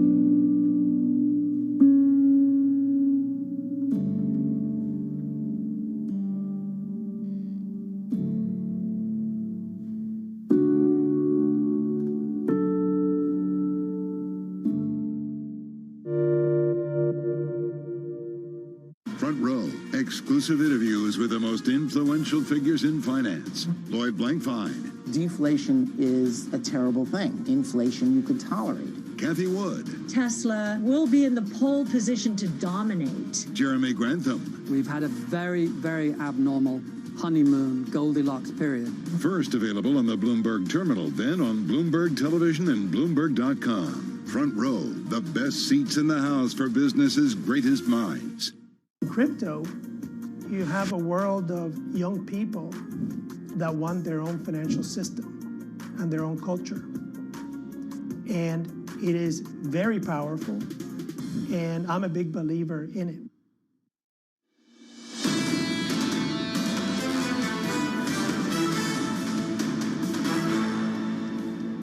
Economics, finance, politics. This is Bloomberg Surveillance Early Edition. I'm Francine Lacqua here in London. Now, Chelsea Football Club owner, billionaire Roman Abramovich is selling his London properties over sanction fears. That's according to the British MP Chris Bryant.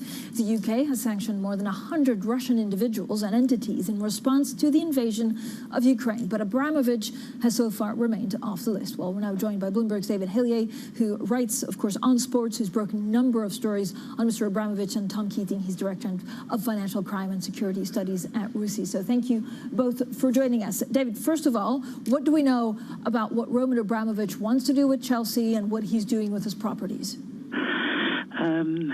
Well, I mean, obviously, everything's up in the air at the moment, but Abramovich would love to keep Chelsea, but I think he feels that things are drawing in on him now and closing in on him.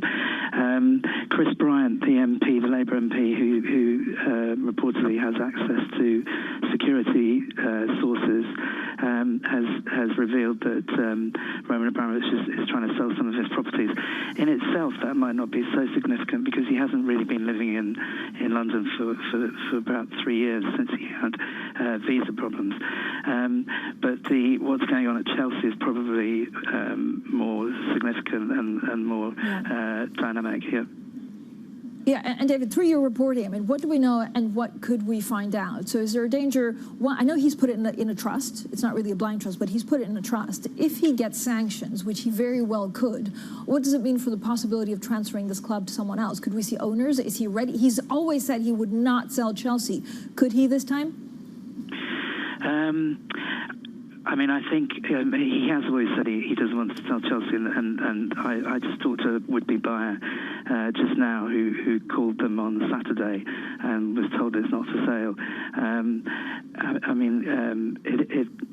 But the problem is that he feels, and this is why I think he put it into a trust, that the controversy and the disdain and general disgust over the invasion is doing untold damage to Chelsea. So I think he's being advised by people that he needs to either make this trust arrangement work, and that's problematic, or sell it.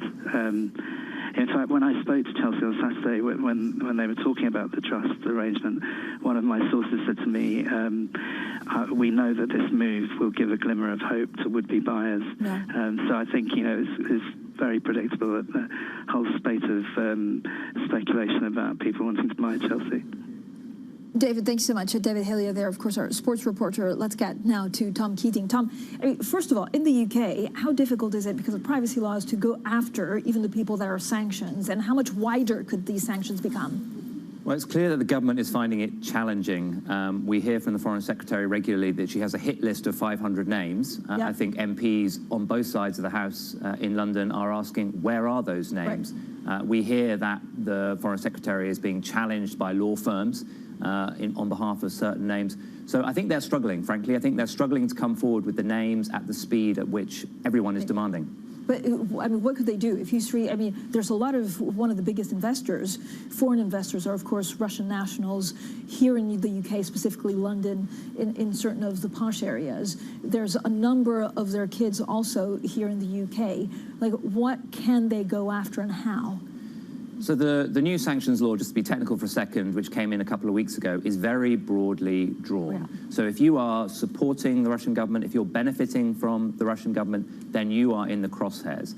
And I think that the attitude in Parliament at the moment is such that it's not just going to be the name on the list that is going to find their assets frozen, it's going to be those who are associated. So yes, it might be the daughters, it might be the kids at school, it might be the wives who are shopping in Bond Street. But frankly, at the moment, we need to make it clear that that money, that dirty money, is not welcome in the UK and needs to leave or be frozen. Do we have an idea of how much that money represents in the UK, or again, is it quite opaque? But this is the huge problem. I mean, the UK government, over successive governments, has been asleep at the wheel on this. So actually, our knowledge of where the assets are, how many assets are here, is very, very limited. And I think that's why the government is scrambling to demonstrate action, because it's quite hard to know what to take action on. But why is it so difficult? So we know, when you go around some of the places in Highgate, people will tell you, oh, this is the house of so-and-so, of this oligarch. Is it because on paper it's through a blind trust or through a company resident in one of the British Islands? Yeah, I mean, these individuals have always known that they are vulnerable to being attacked by law enforcement or by sanctions.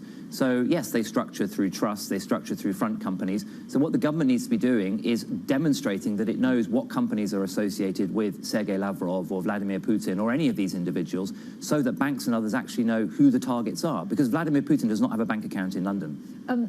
Tom, what do we know actually about, Mr. Abramovich? I mean, it's unclear. There was talk about him helping with peace, but then that wasn't confirmed. I mean, where does he stand?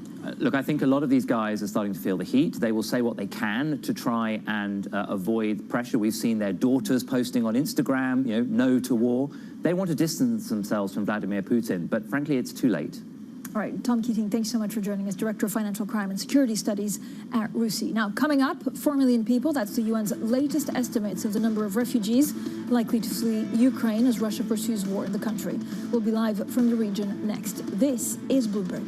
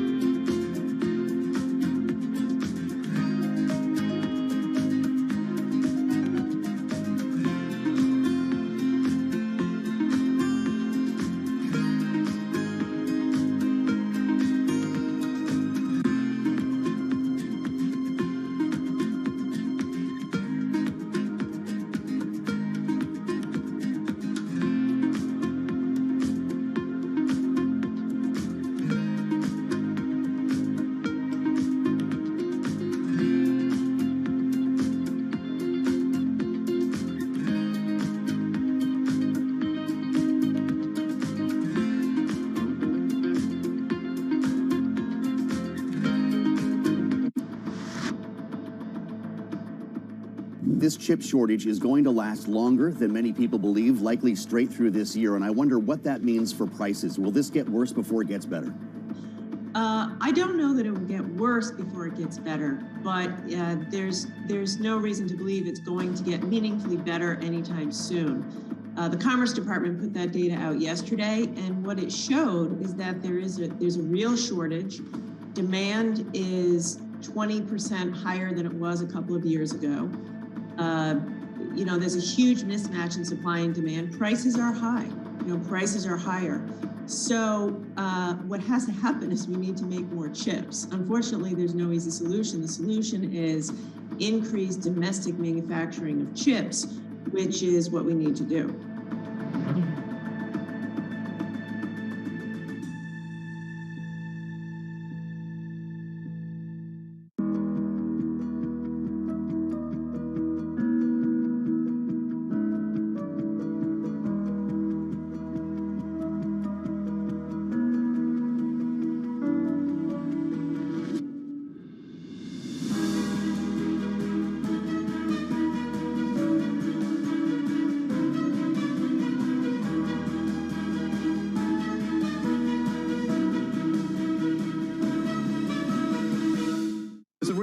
Isn't it, just how sensitive the markets are to any commentary about trade. We did see some pressure on the yuan, we did see some pressure on the futures. That is now being reversed.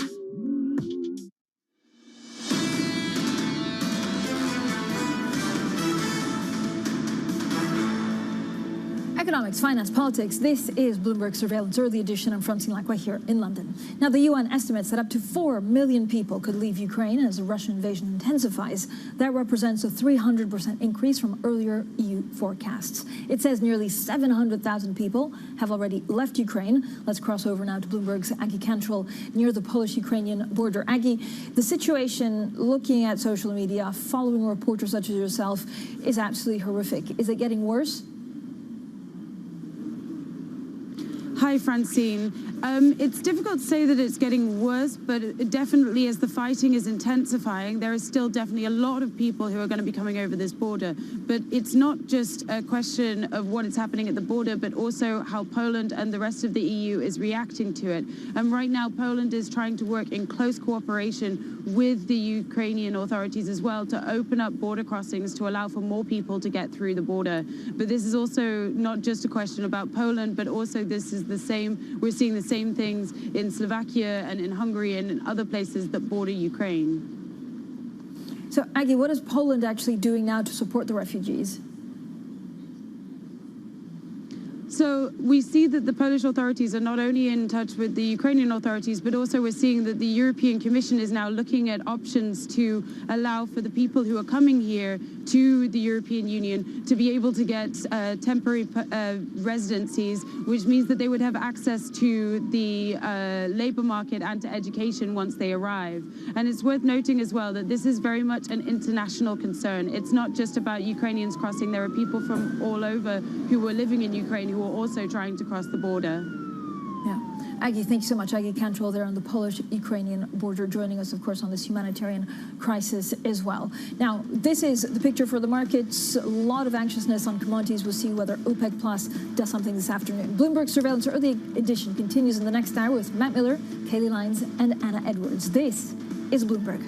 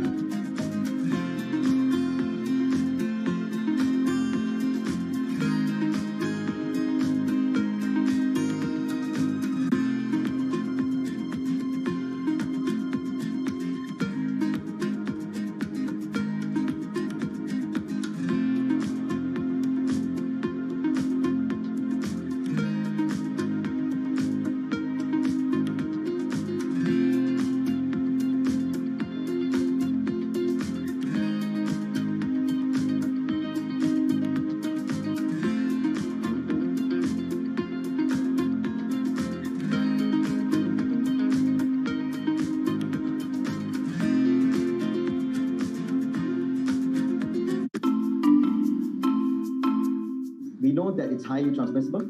We know that 2 doses of vaccines, Pfizer vaccines specifically, neutralize the virus, but not as efficiently, because various studies showing that reduction up to 40-fold, meaning that a 3rd dose is a must for it to successfully neutralize the variant. What we don't know is still that what are the effects of mix and matching between vaccines, and what are the capabilities of antibodies produced from this mix and matching in neutralizing Omicron. Because as we know, many parts of the world use different types of vaccines. And that would be a great data to look at.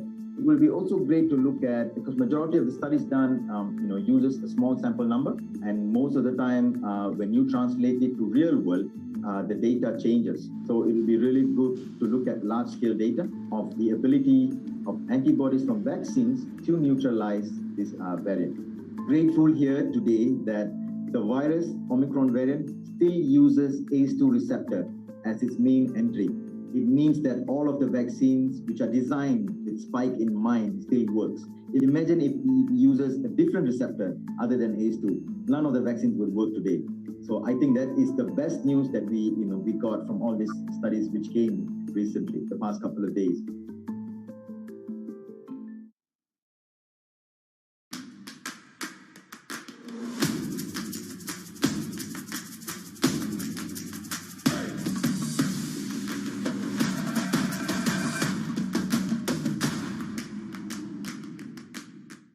Bloomberg has enhanced search on the terminal to deliver what you need when you need it. Now, you can simply type phrases in everyday English in the command line. Compare financials. Find people. Analyze markets. You can enter phrases or ask questions. What do you want to know today? Ask a question or visit SearchGo to find answers now. However you get your news. This is Bloomberg Daybreak with Lee. On Bloomberg Radio. Welcome to Daybreak Australia. This is Bloomberg Technology. This is Bloomberg Green. On TV, radio, and the web, this is Bloomberg.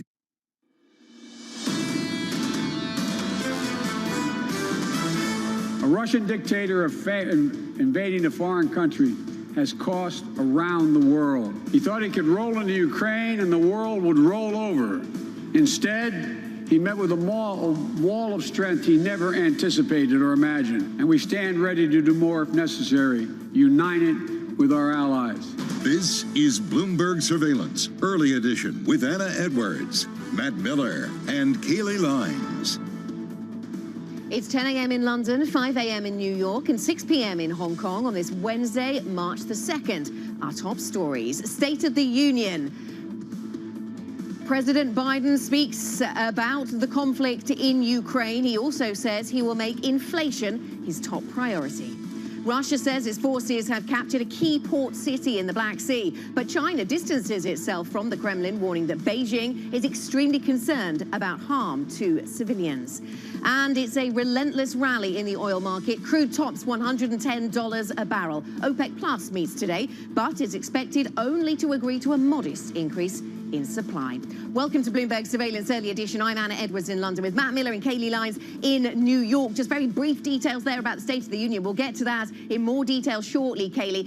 But a real turn in sentiment, it seems, rather unexplained perhaps, when you look at what's going on in equity markets, certainly from the Asia session into Europe. Europe now looking a little more positive. A little more positive in Europe, a little more positive when it comes to U.S. futures, but that positivity did not arrive in time for the Asian session overnight. It was a broad down day in the Asia Pacific. That benchmark MSCI Asia Pacific Index was down by about 1.25%. You had Hong Kong actually underperforming within that, and that was partially due to weakness in technology. The Hang Seng Tech Index down 2.7%. That was down partially to one stock in particular, Kuaishou, which is an online platform subject potentially to more regulatory scrutiny, a story we often hear in China. So that was dragging on those shares. In other asset classes, though, I would point out that what we're seeing in bond markets globally, a repricing of central bank expectations, the idea being saying maybe they won't be as aggressive, leading to yields moving lower across the world.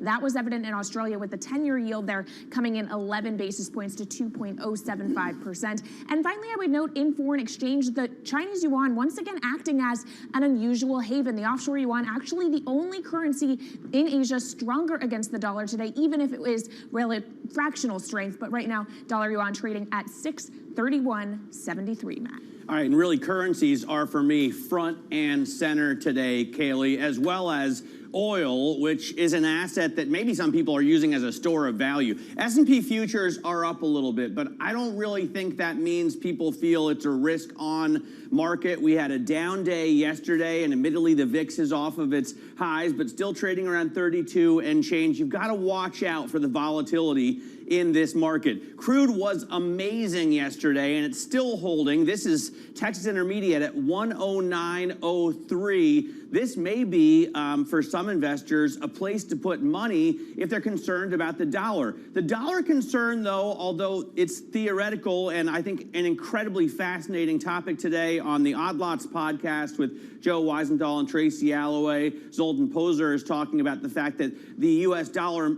may see its world reserve currency reserve status hurt by this. Nonetheless, the dollar index is up as people see it as a haven around the world still, and that should be the case for years, but I'm just saying you could see a little inflection point here, at least according to Zoltan Poser.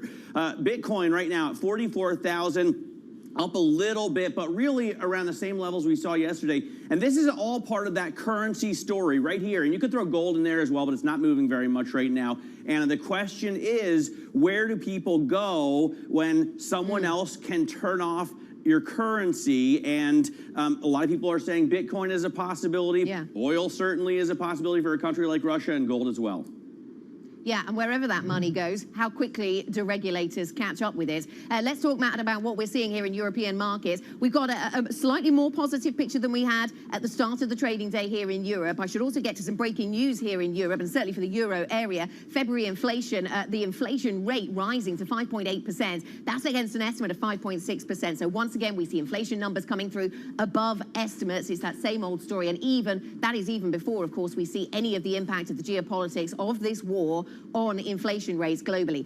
Back to the markets then, as we're seeing them right now, and European equity markets are making those tentative moves to the upside. The FTSE 100 up by 0.7%, but of course it's oil stocks and mining stocks that continue to do well there. Let's roll on and show you where we are on Brent crude. Matt's shown you where we are on WTI. Brent up by another 5.4% today, 110, once again the handle when it comes to the Brent price. And again, we've got the OPEC Plus meeting taking place today. What will the Saudis do, if anything? Expectations low that we'll see a big change, big pivot in policy coming through there. More on that shortly. This is the German 10-year yield, and yes, we do still have a negative yield. That's a fairly recent development, once again back into negative territory. But the story today is actually yields going higher, as here in Europe the conversation is shifting to how that inflation problem is tackled by central banks, and the market's back to thinking about that as a priority. Ericsson down by 10.8% for the telecom equipment company. This because the DOJ says that the company did not reveal just enough information when it comes to its dealings in Iraq and who it sold or whom it sold telecom equipment to. Rocky and Renka, which has the best ticker, which is tires, tells you exactly what this company does. This is based in Finland, and 20% to the downside earlier on their share price, now just down by 6.5%. But the reason for that is a 20% sales exposure to the Russian market, and we're seeing a lot of those kind of stories playing out this week, Kaylee, for European stocks. Yeah, and a lot of companies just exiting Russia in general due to some of the reputational and financial risk that is present. Now let's take a look at what else is ahead today. On the oil story, OPEC Plus will be meeting via video conference. The group is expected to agree to another modest increase in oil production, even in the face of the war in Ukraine and potential disruptions to Russian energy supply. Then Fed Chair Jerome Powell will be taking the hot seat later today. He'll deliver his semi-annual testimony before U.S. lawmakers in the House around 10 a.m. Eastern time. What does he make of the market's sudden repricing of what they expect the Fed to do this month? Finally, Citigroup will be hosting its Investor Day. It will be held virtually after 2 members of senior management tested positive for COVID-19, because yes, we are still in the middle of the pandemic. And elsewhere in the world, EU finance ministers will hold an emergency video call at 9 a.m. New York time. That's to discuss the economic impact of the war in Ukraine, Matt. All right, very interesting stuff to watch for sure. In his first State of the Union address, President Biden had a range of things to talk about as well, vowing to confront Russia over the invasion of Ukraine, warning Vladimir Putin that the war would leave his country weaker and more isolated. A Russian dictator invading a foreign country has cost around the world. And I'm taking robust action to make sure the pain of our sanctions is targeted at the Russian economy. Bloomberg Washington correspondent Joe Matthew joins us now in studio, and Joe led our special coverage of Biden's address last night. So he seems focused on the Ukraine issue, but he says inflation for the voters here at home is his top concern. That's right. We heard a lot of that before. It was an interesting address. He spoke for about an hour, almost to the minute, as a matter of fact. And it was really broken up into chunks, a full-throated condemnation of Russia at the top. And when you think about the history of States of the Union, a little bit strange for the commander-in-chief to actually begin the speech with foreign policy, but that, of course, is the overriding story right now. And he got both sides of the room on their feet. You know how this normally goes. Democrats stand up for some things, Republicans stand up for others. The president really captured the room when he called Vladimir Putin a dictator and turned to a new effort to chase Russian oligarchs. He said, quote, "We're joining with our European allies to find and seize your yachts, your luxury apartments, your private jets. We're coming for your ill-begotten gains." The room went wild. When he actually transitioned to domestic issues, it was kind of a different tenor. We heard a lot of this before. It was a repackaging, Matt, of a lot of the issues from Build Back Better that never saw the light of day, that never got passed, that apparently he'll try to breathe new life into, but not entirely likely in a midterm election year. One of the biggest statements of the night, though, was something that was not said. Look at that image. The President of the United States with no mask, a House chamber full of lawmakers hugging, shaking hands, talking to each other, largely with no masks. It was an opportunity for him to say that we're turning the corner. We may not have beat COVID, but we're turning the corner. Look at that image. It's something we certainly have not seen for a long time.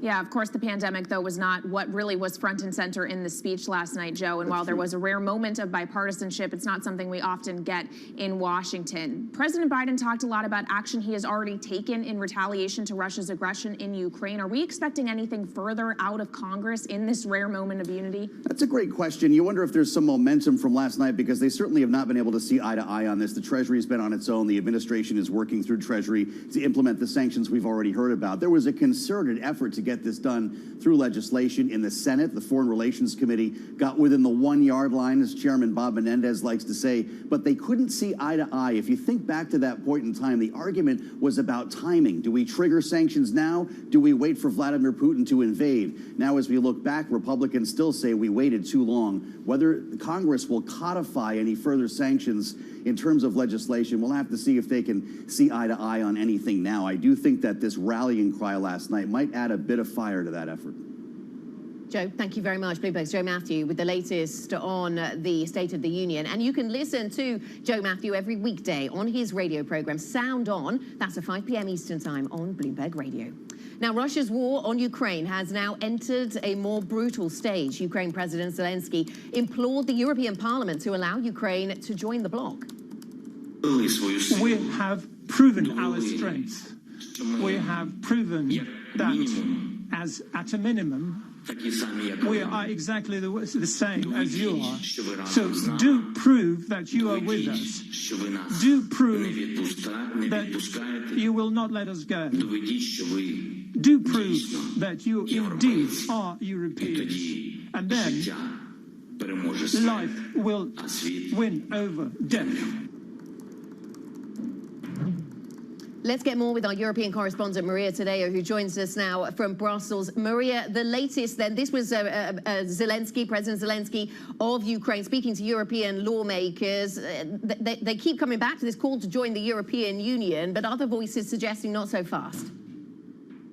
Well, Anna, to join the European Union, this normally takes years.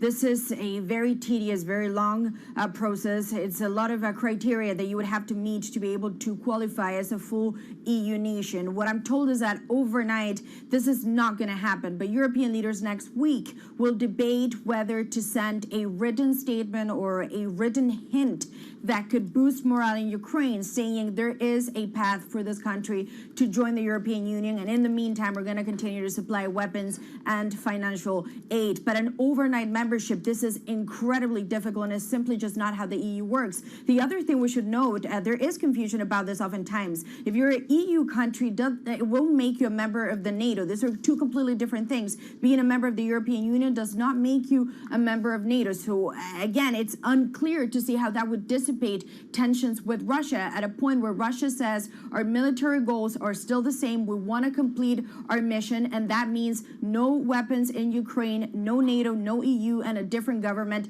in Kyiv. The other thing I would point to, Anna, is that we're seeing a lot of concern from European officials who are worried, and they believe that the next few hours it could get very ugly in the country because Russia is growing impatient. We're seeing them operating on the air. This is becoming more brutal. It's becoming also indiscriminate. We've seen housing offices and civilians being hit by this, and they really do fear that this impatience from Russia and the fact that Vladimir Putin wants this done quickly could lead to a huge escalation overnight that could now really affect people. And of course, as we've been reporting the whole morning, there is now a wave of refugees trying to flee war in Ukraine. Yeah, absolutely. Maria Tadeo back in Brussels, continuing really 24/7 coverage of this war. Let's talk about oil right now, extending its relentless rally above $110 a barrel for Brent before today's OPEC Plus meeting. That's as the International Energy Agency warned that global energy security is under threat following Russia's invasion of Ukraine. Let's get more with Bloomberg's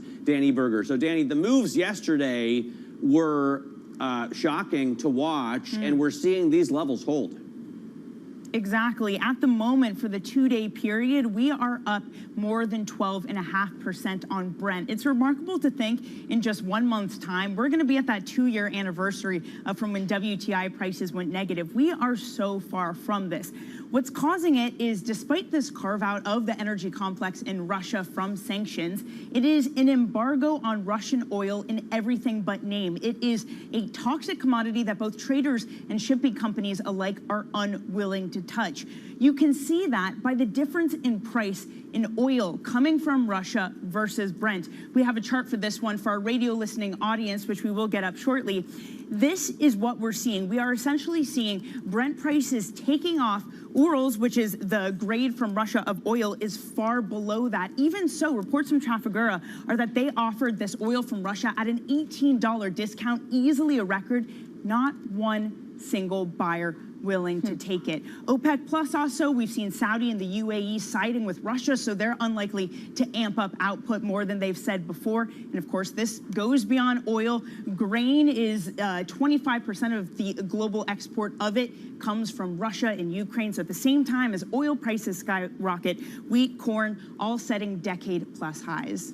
All right, Bloomberg's Danny Berger with a great commodities roundup for us. Thank you so much. Now, as for what we're seeing on the individual company level, Apple and Nike are the latest to join the corporate boycott of Russia, cutting off the country to the most valuable technology company and the biggest maker of athletic wear. And as for how that's translating into the action pre-market for these companies, Apple is a little bit lower. Nike not yet trading before the bell. And I would also add another name to this list, and that is ExxonMobil. Actually, now Nike is actually trading and is higher by about 0.4%. But ExxonMobil joining some of its big oil peers and announcing it too will be exiting Russia. But with the move higher in oil prices Danny was just detailing for us, Exxon is moving higher by about 1.8%. A big move to the downside though for First Solar. This is a solar energy company, gave a really disappointing earnings forecast for the full year thanks in part to supply chain issues. That stock is down about 16% before the bell. But more positivity coming through for SoFi, the online finance vehicle, gave an upbeat forecast. Analysts overall positive on the quarter they reported, and as a result, that stock moving higher by about 13% before the bell, Anna. Coming up on the program then, Kaylee, Wei Li, BlackRock Global Chief Investment Strategist, joins us, and Leslie Vinjamuri, Chatham House Head of US and the Americas Program. We'll get into the geopolitics as well. This is Bloomberg.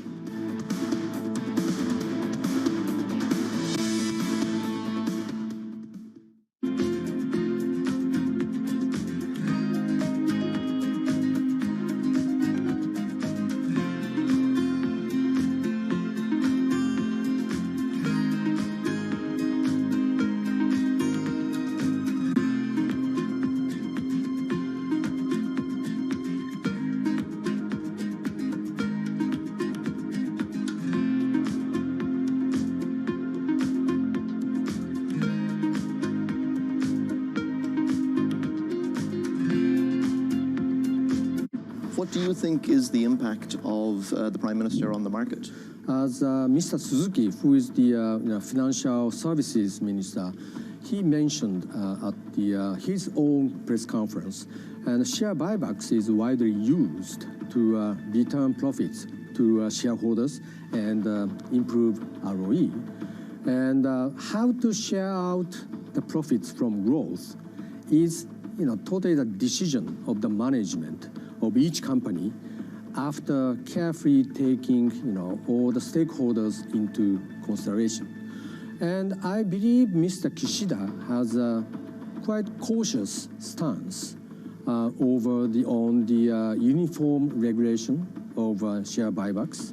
And I think because he is giving a consideration to each company's, individual circumstance and, decisions. Access the financial world on demand. Hear from leading economists, policymakers, and industry experts via live and on-demand webinars, only from Bloomberg. Start exploring to see what's moving the markets. Visit Bloomberg.com/webinars.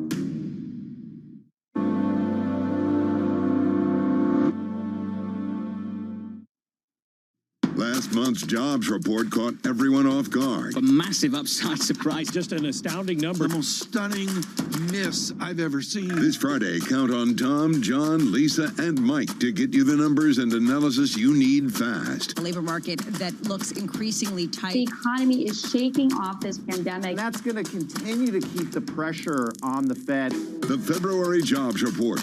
Everything you need here on Bloomberg Television and Radio.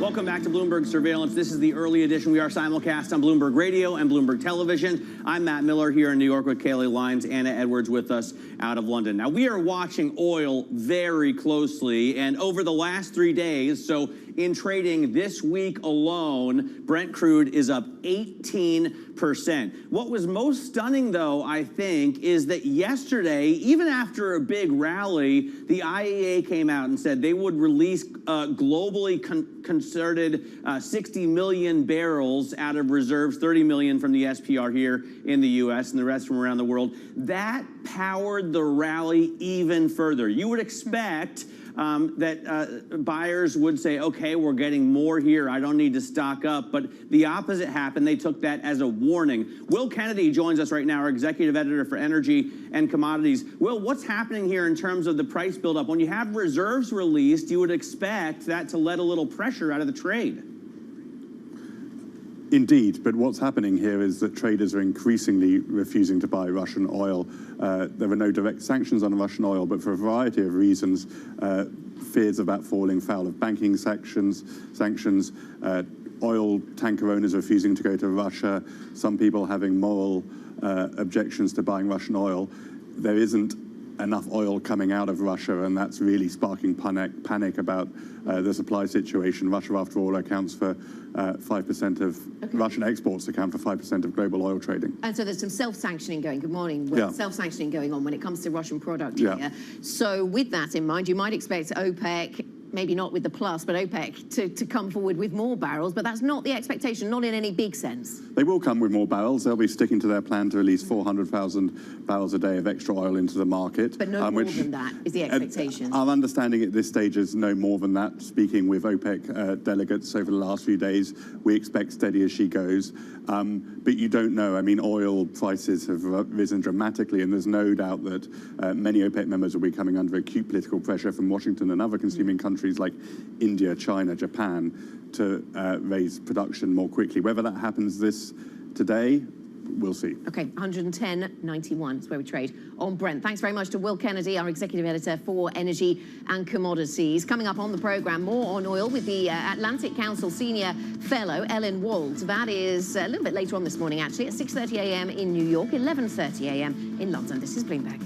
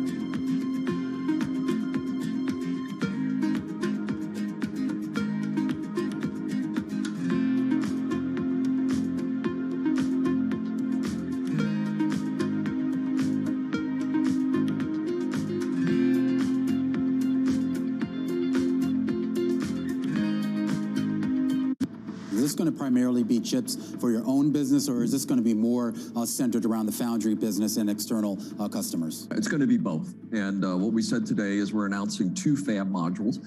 It's a large location, 1,000 acres, because I'd hope to build out a full 8 fabs or more on this location. And, if we do that full project, it would be $100 billion over the course of the decade or so. So a massive project, initially 3,000 jobs, 7,000 construction workers, supply chain, et cetera. I mean, this is just fabulous. And the products will be our most leading edge chips.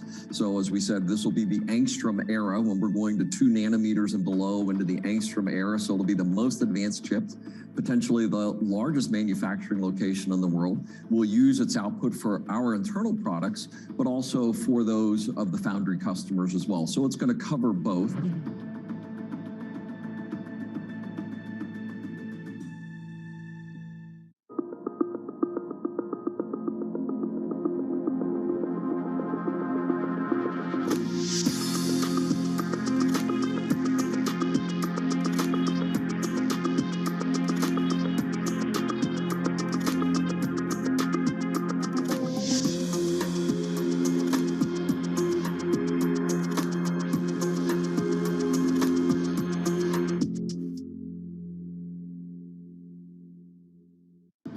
The capital markets can really help the shift to sustainable and decarbonized global economy. What are you noticing in that as ESG is now the buzzword literally everywhere? It is definitely the topic of conversation in most meetings I have with company CEOs, with investors, with industry groups. It's amazing.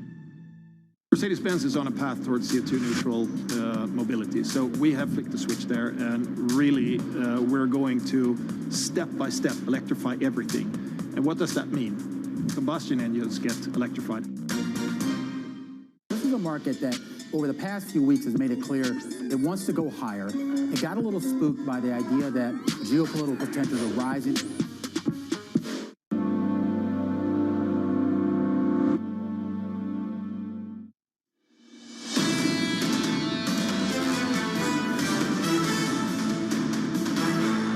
This is Bloomberg Surveillance Early Edition. I'm Kaylee Lines with Matt Miller in New York and Anna Edwards in London. While money market expert Zoltan Pozsar warns that the Russian invasion of Ukraine could be a turning point for the U.S. dollar.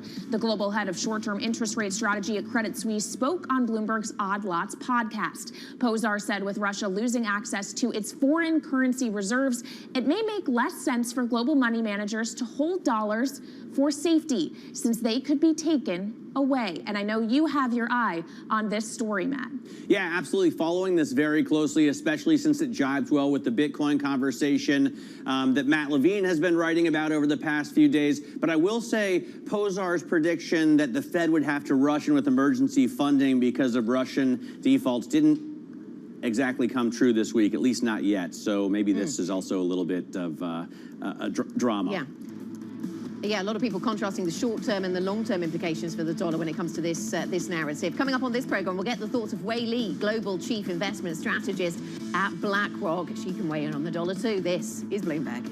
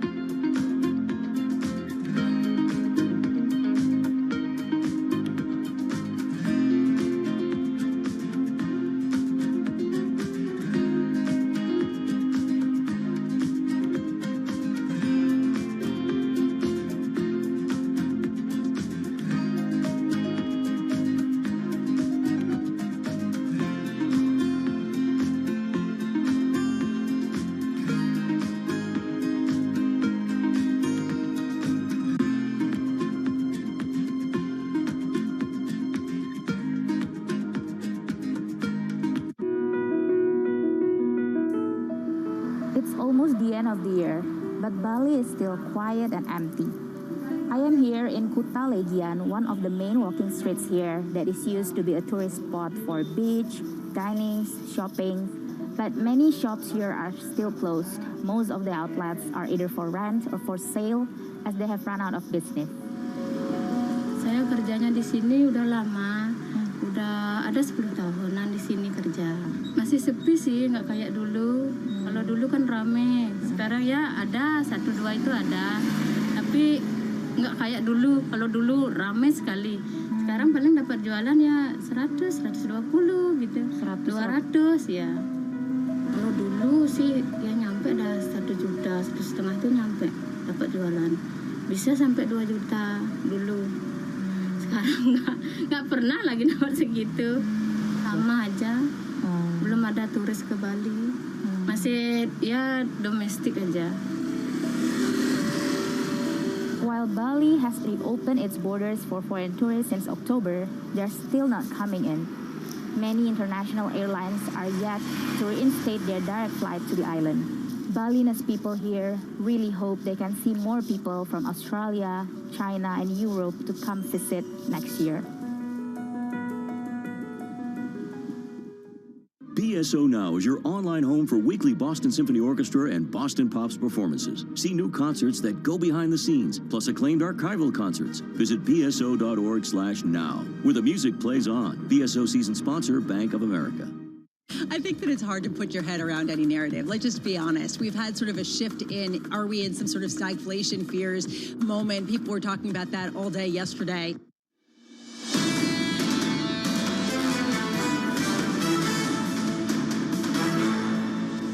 This is Bloomberg Surveillance Early Edition. Here's what you need to know. In his State of the Union address, President Biden vowed to confront Russia over the invasion of Ukraine. He warned Vladimir Putin that the war would leave his country weaker and more isolated. The president also said that his top priority would be to fight rising prices. The war is entering a new phase, one that could be more deadly for Ukrainian civilians and soldiers. Officials from the US and allied nations expect more indiscriminate tactics. Meanwhile, Russia says its forces have captured a key port city on the Black Sea. But China distances itself from the Kremlin, warning that Beijing is extremely concerned about harm to civilians.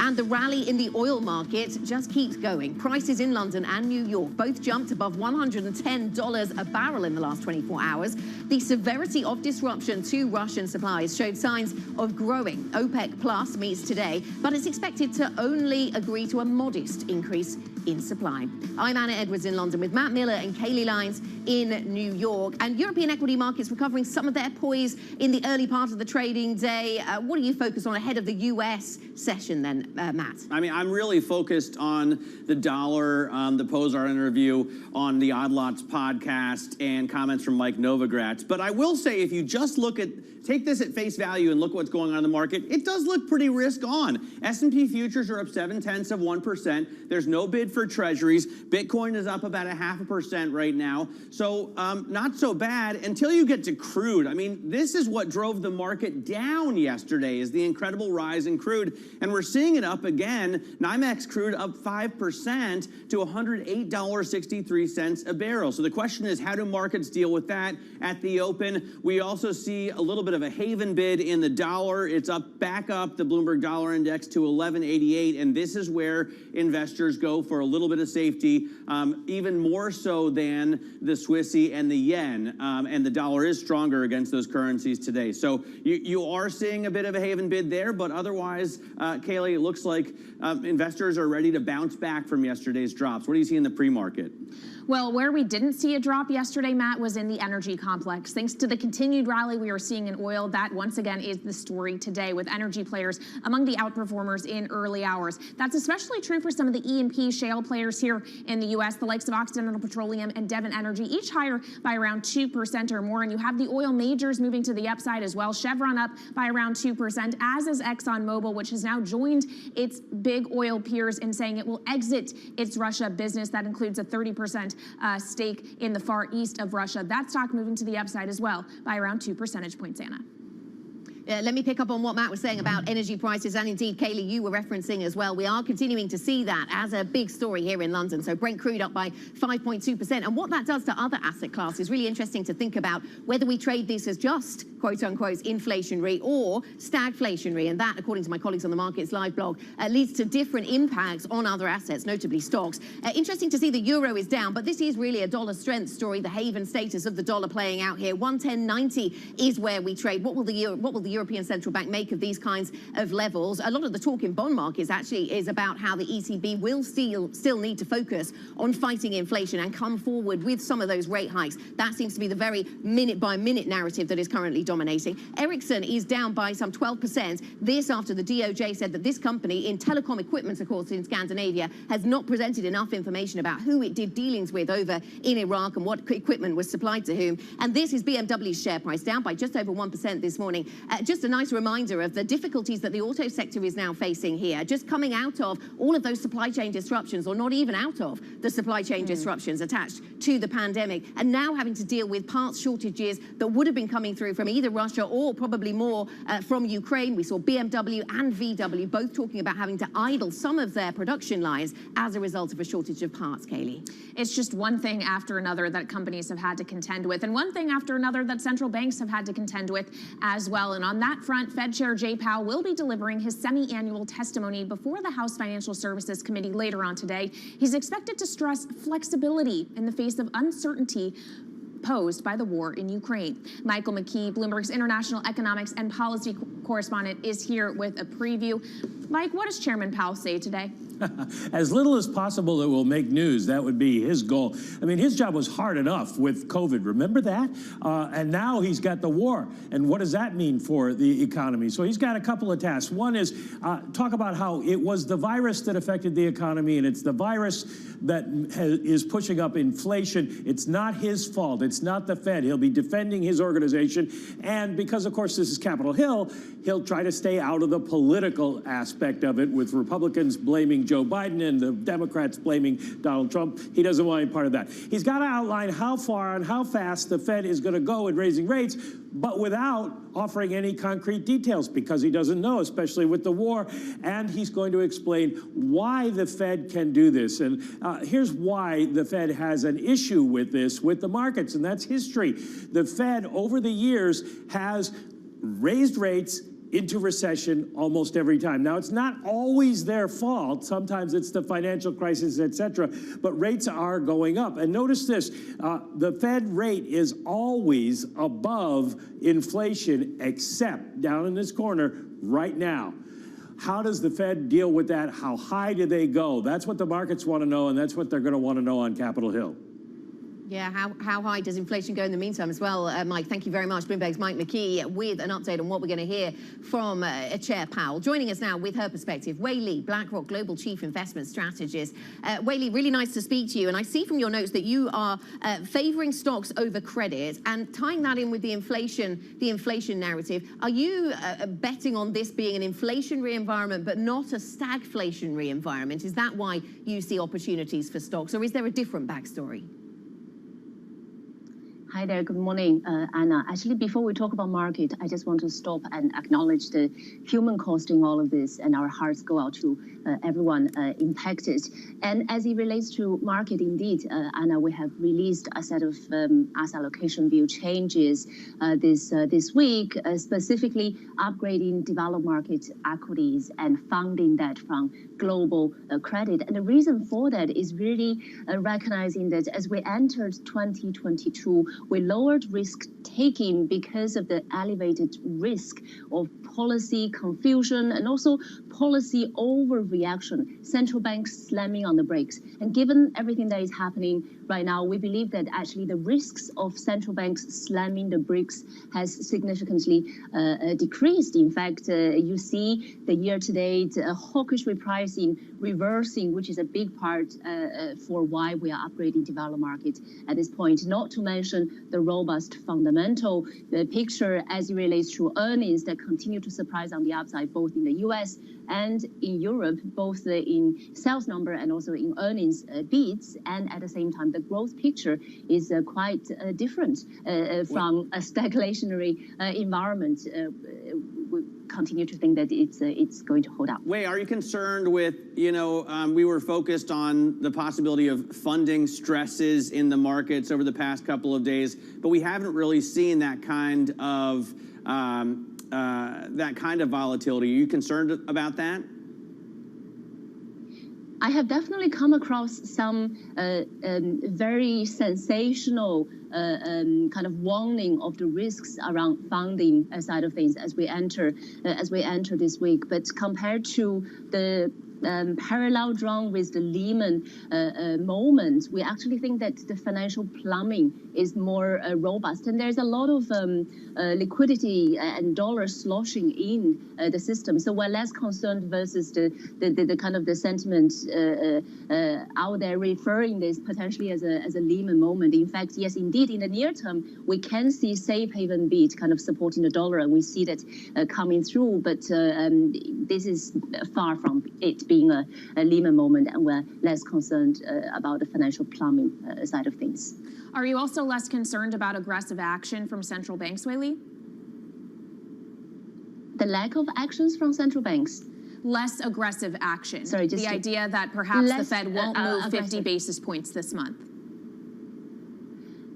Well, actually, that has been our expectation in that we actually already thought that the hawkish repricing that we have seen so far this year by developed market central banks, that repricing has been too excessive, especially given the supply-driven nature of inflation. So off the back of that, we were getting ready to upgrade developed market equities, and we put that upgrade on hold because of the elevated geopolitical uncertainty, and now we know what we're dealing with. We then went ahead with the DM equity upgrade. So we definitely do think that the hawkish repricing earlier this year was too excessive. Now, having said that, we also think that in the current environment of economic restart, which is very different from a recovery, we do not need excessive accommodative kind of monetary policy environment. So taking rates from very, very supportive, very, very loose to neutral is warranted, but going from neutral to outright tightening is not. So we think that yes, rate hikes will kick off maybe for the first few meetings, but from there on it will be very data dependent. And earlier in the year, talks of 7 and more rate hikes for this year, I think that's coming under question. Okay, so from loose to neutral, but maybe no further. We will watch for the data. Wei, thank you very much. BlackRock Global Chief Investment Strategist. Thank you for your time. Coming up, Leslie Vinjamuri, Chatham House Director of the US and Americas Program. We'll get the aftermath of the State of the Union address. We'll also talk about the changing role of China in the war in Ukraine. Plus, with immense growth comes scrutiny. Carlyle co-founder David Rubenstein sits down with the TikTok CEO. Carlyle is an investor in TikTok owner ByteDance. Catch the full interview tonight at 9 p.m. in New York. We believe that our approach to all the governments and regulators around the world is to be collaborative and to be very transparent, to be available to explain what we do and who we are, and answer any questions that they have. That's the approach we have taken, and that approach has been an approach that has been very beneficial for us over the course of the last few years.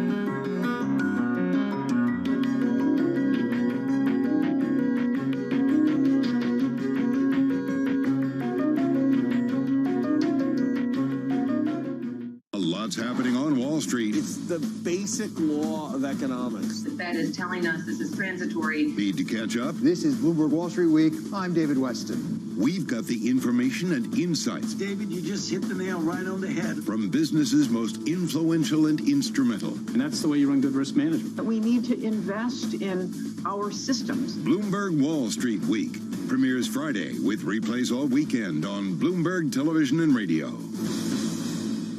Stocked early enough all these precious materials you were just mentioning, and we were on the lucky side that our prognosis was spot on in a way, forecasting what kind of material we would need and what quantity we would need.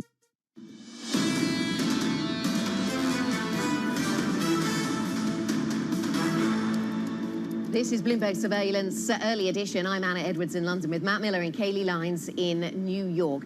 The United Nations estimates that up to 4 million people could leave Ukraine as the Russian invasion intensifies. That represents a 300% increase from earlier EU forecasts. It says nearly 700,000 people have already left Ukraine. Let's cross to Bloomberg's Aggie Cantrell, who is near the Polish-Ukrainian border and can join us now. Aggie, what is the situation on the ground there as the estimates just keep on rising? Hi, Anna. Yes, I've been here all morning at the Medica border on the Polish side, and we're seeing a lot of people still crossing every hour from Ukraine into Poland. And it's worth also noting that this is clearly an international concern. It isn't just about getting Ukrainian people out. I have spoken to people this morning from delegations from Sudan and from Nepal and from Cote d'Ivoire, who are all here to try and get their own citizens out of Ukraine as well. And it is clear as well from the Polish side that their priority is also reducing the waiting times for the people coming over the border when it comes to, for instance, they've been trying to create new border crossings with the Ukrainians so that they can make sure that in these freezing temperatures, people can get over safely and securely. Yeah, I was going to ask if there's enough aid, Aggie, right now, and what this looks like to you compared to, you know, you witnessed the influx of Syrian refugees into Germany 6 years ago. What does this look like compared to that? Well, it's notable from the Polish side that, as we know, in 2014, 2015, there was a lot of tension within the EU about taking in new refugees. But right now, it seems that the Polish are very keen to get people into the country who are Ukrainian. And it is important to also note that the European Commission is also looking at ways in which to integrate people into Europe as quickly as possible through, for instance, ways of giving them permanent residencies so that they can enter the labor market and enter education within the EU. All right, Bloomberg's Aggie Cantrell on the Polish-Ukrainian border. Thank you so much for joining us and your reporting from the ground there. Now let's get more on this crisis and the U.S. response to it. Joining us now is Leslie Vinjamuri, Chatham House head of the U.S. and Americas program, who is actually in New York today, waking up early for us after the State of the Union address, Leslie, in which Biden talked about the action he has thus far taken in retaliation to Russia's aggression, saying he stands ready to do more if necessary, but also saying that he is taking robust action to make sure it hits the Russian economy, not the U.S. economy. If his priority is preserving the domestic economy, keeping price pressures under control here, have we seen him go as far as he realistically will go when it comes to Russia? I think we have in many dimensions, although as we know, the United States, President Biden, together with Europe, with the European Union, with European member states, with NATO, is continuing to discuss and push really hard on the sanctions. I mean, we have seen very strong sanctions measures taken beyond, I think, what we had guessed. Sanctioning Russia's central bank, a number of banks, Germany's moves. But again, as we see the developments unfold in Ukraine, we can see that no matter how hard and how punishing these sanctions are, they're not actually stopping what Putin is doing on the ground, and that, of course, is the rub. And yes, that going any further seems very unlikely. The measures now, I think, are really intended to punish, to make Putin and Russia feel the consequences of their action, but not actually to change that behavior. We've heard a lot about, the possibility of these sanctions backfiring, unintended consequences. Everybody from Zoltan Pozar to Jamie Dimon has been talking about this. Deutsche Bank also putting out a note, George Saravellos, saying that it could be hurtful to Europe as well, as oil prices are going even higher in euro terms right now, and there could be a bit of a negative correlation there. Are you concerned about that?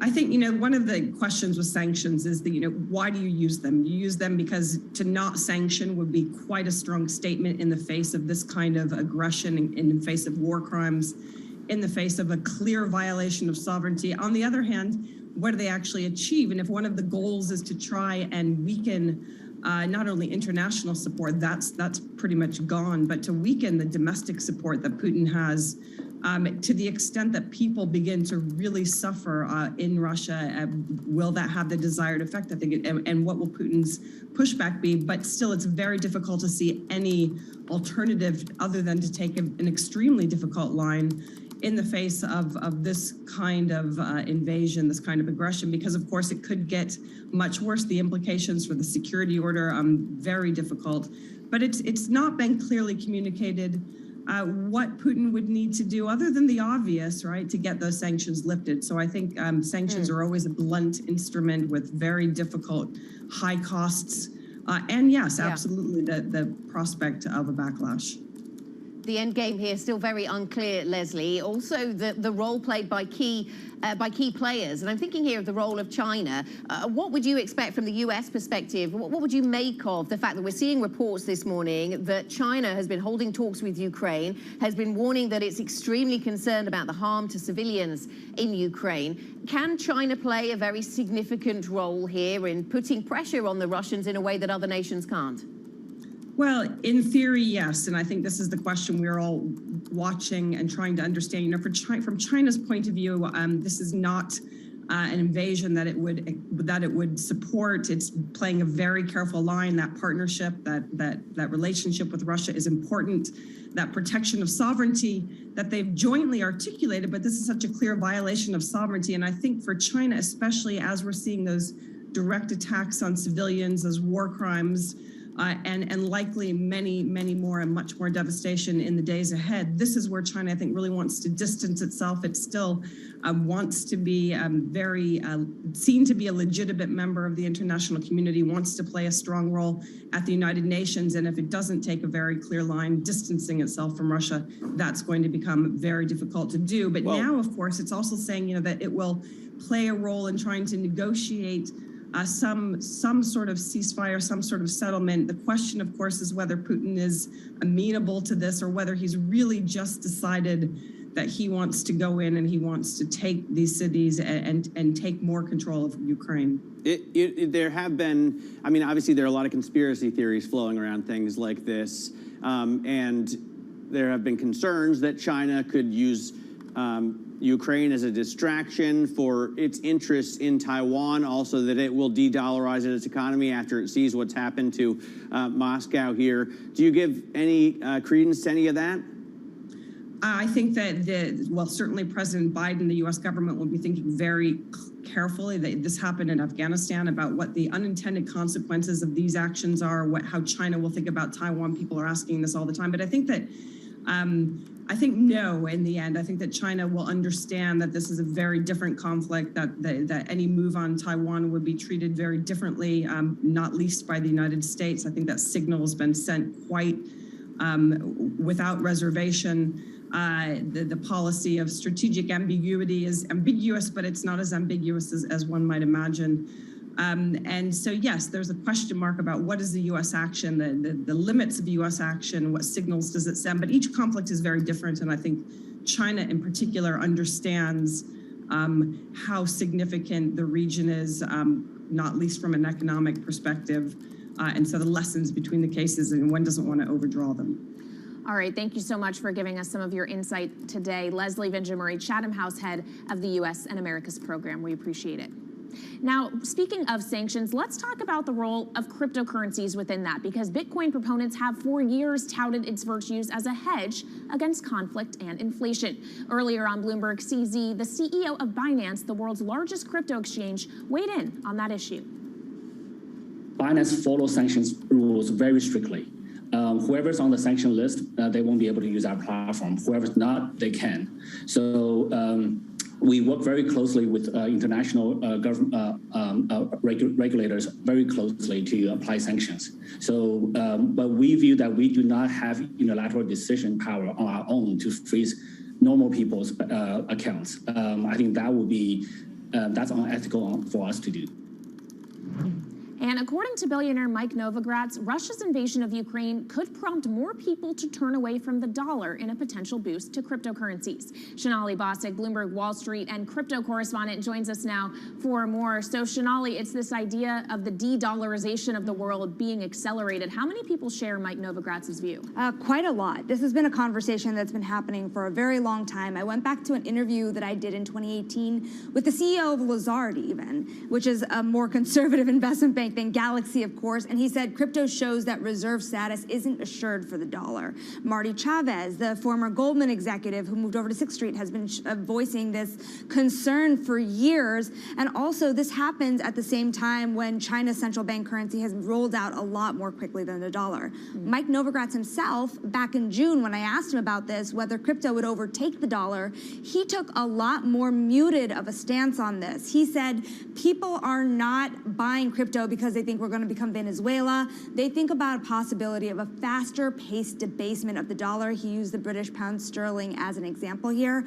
And that's really what's happening here. It's not just about crypto overtaking the dollar. It's this idea about the de-dollarization of the world, he says, and that threat that also China poses when you think about this big global story, and the idea that reserves will be sold as global tensions start to ramp up. I will point out that investors continue to pile into the Bloomberg Dollar Index. So for right now, that's not happening. But I wonder what the risk of regulation is here, because the idea with Bitcoin is you should be able to own your own money and move it around as freely as you like without interference or censorship, as they call it, from governments. But if they can go in and tell exchanges not to allow big trades to happen, then that's essentially,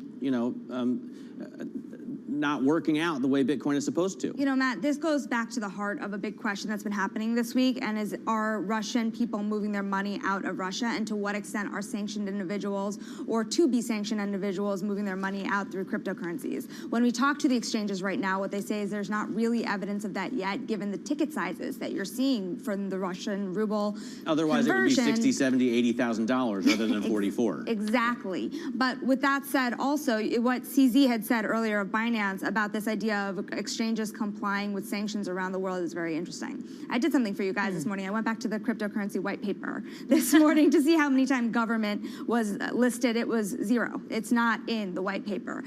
Centralization, central. The word central comes up only twice in the white paper. And the idea here really is about not trust, as many people talk about, but the idea of cryptographic proof of payments. This is a real test for this currency. Of course, that's just in Satoshi's white paper. That's not really what's built up the community. Exactly. So that's why this is such a pivotal moment for it. Sonali, thank you very much. Sonali Basak joining us there on the subject of crypto. More Bloomberg surveillance is ahead. We'll be hearing from Larry Summers, former U.S. Treasury Secretary, among others, weighing in on the market and economic impacts of war in Ukraine. This is Bloomberg.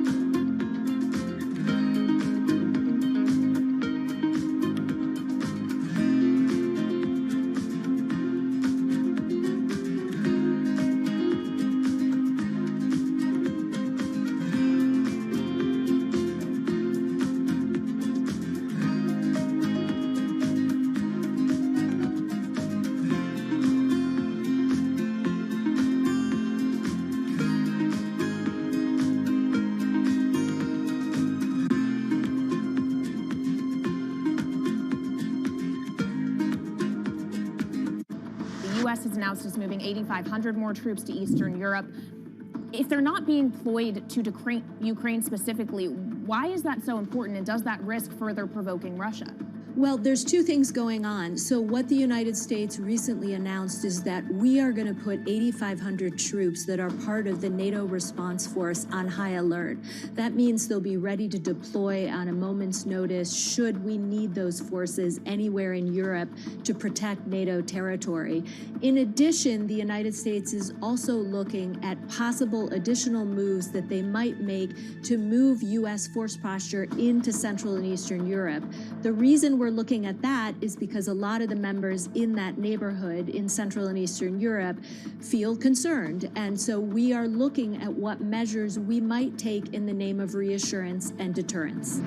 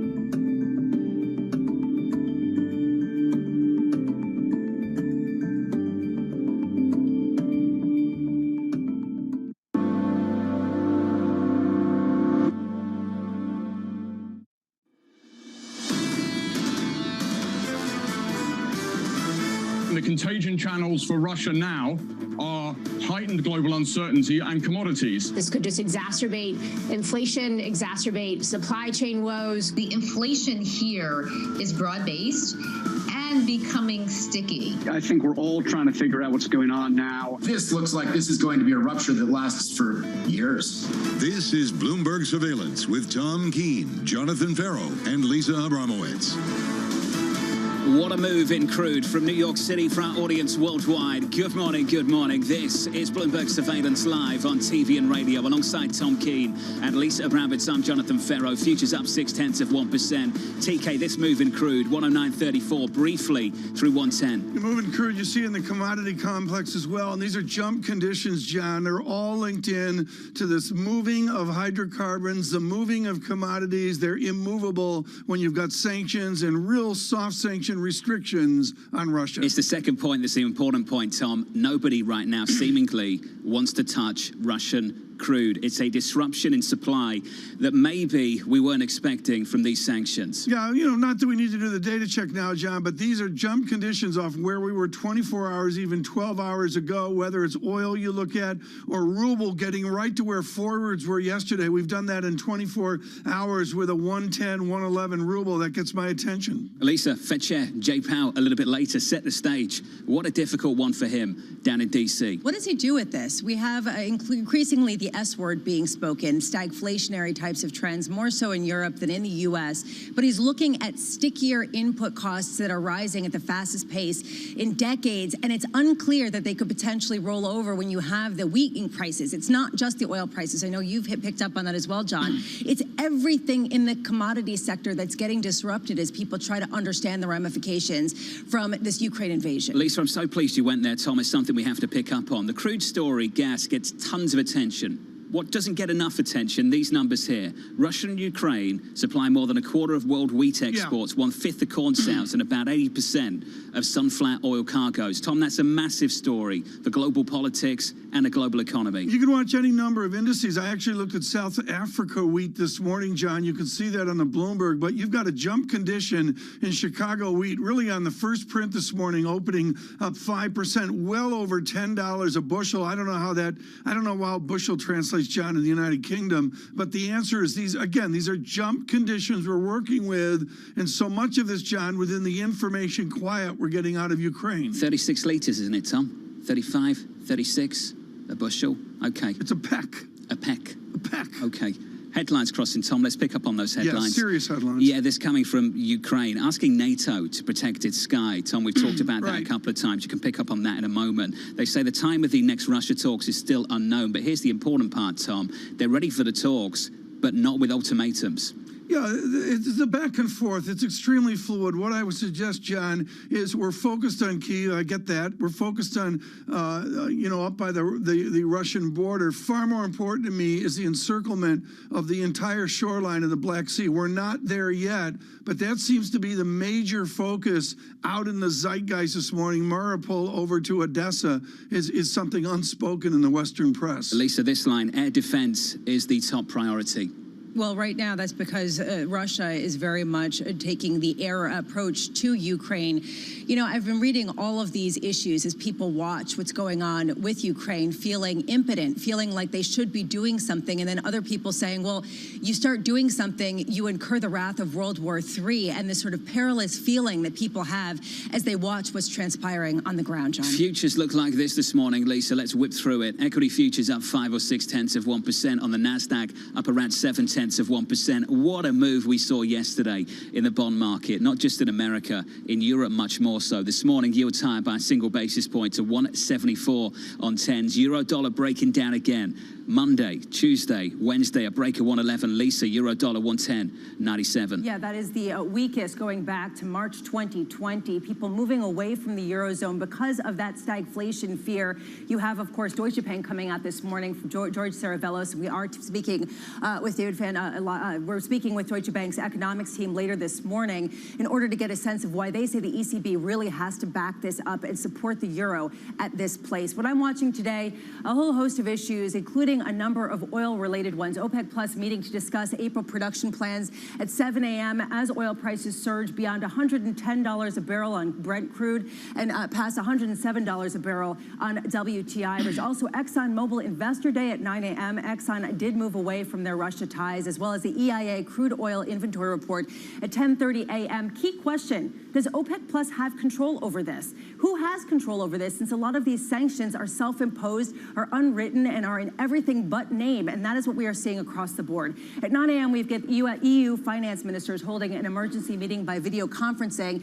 And again, my focus is on additional sanctions, including perhaps limiting some of the oil carve-outs at a time when natural gas in Europe has more than doubled in just a couple of trading sessions, surging well past 30% now, at one point more than 60% overnight, John. I mean, these moves are absolutely catastrophic and unreal. And at 10 a.m., responding to all of this, trying to put it all together into Fed policy, Chair Powell is going to be testifying, giving his semi-annual testimony before the House Financial Services Committee. He also goes tomorrow before the Senate.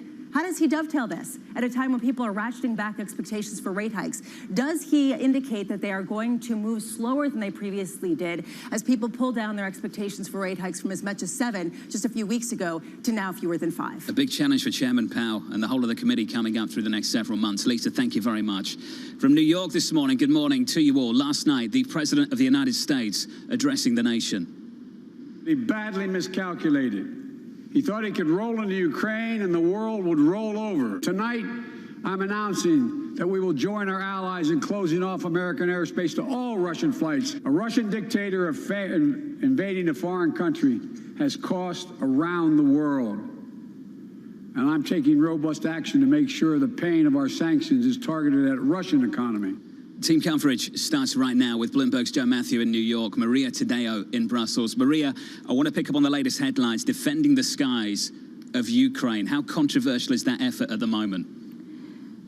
Yeah, it is. And Jonathan, there's a reason why the Ukrainian government says we need to shut the skies to Russia. Right now, when you look at the Russian army, the way they attack is from the air down. The Ukrainians say that if NATO and all of the European allies agree to make it a no-go area, that would force the Russians, and we're entering now into the technicalities of war, but that would force the Russians to go from the air to the ground. And on the ground, they do not have the advantage that they have in the air. We know that they would face supply issues when it comes to food, fuel. We know they have a lack of direction on the ground. We also know they would face major opposition from the people of Ukraine, civil unrest, guerrilla-style attacks from people, normal people that are now still defending their country, and of course get into combat with the Ukrainian army that is face-to-face, body against body. So the Ukrainians say the only way we can continue to do this and actually win this war is to shut the skies. As long as Russia is able to bomb from the air to the ground,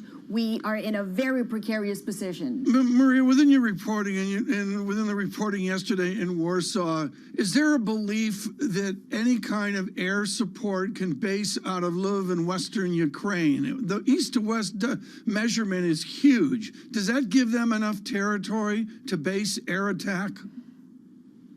It could, but the concern, especially from the Eastern Europeans, who they want to help Ukraine 100%. These are the most hawkish voices that say we need to go bigger in sanctions, and Vladimir Putin right now is acting like a criminal. But the big concern they have is that this would imply flies and of course pilots and an operation in the sky that could see, if there was an incident, a NATO plane perhaps getting into an incident with a Russia plane. If there's a casualty there, then you're looking at two major armies in direct conflict. This is why they find that the sky is very dangerous, and it could lead to an incident and an escalation that they want to avoid. So this is not an easy decision to make, but you understand where the Ukrainians are coming from. They say as long as Russia continues to bomb, we cannot deal with this. From the air to the ground, the advantage is clearly with the Russians. On the ground, it would change because they don't have fuel, they don't have food, and they would run into major resistance. But if they continue to bomb, there's very little we can do.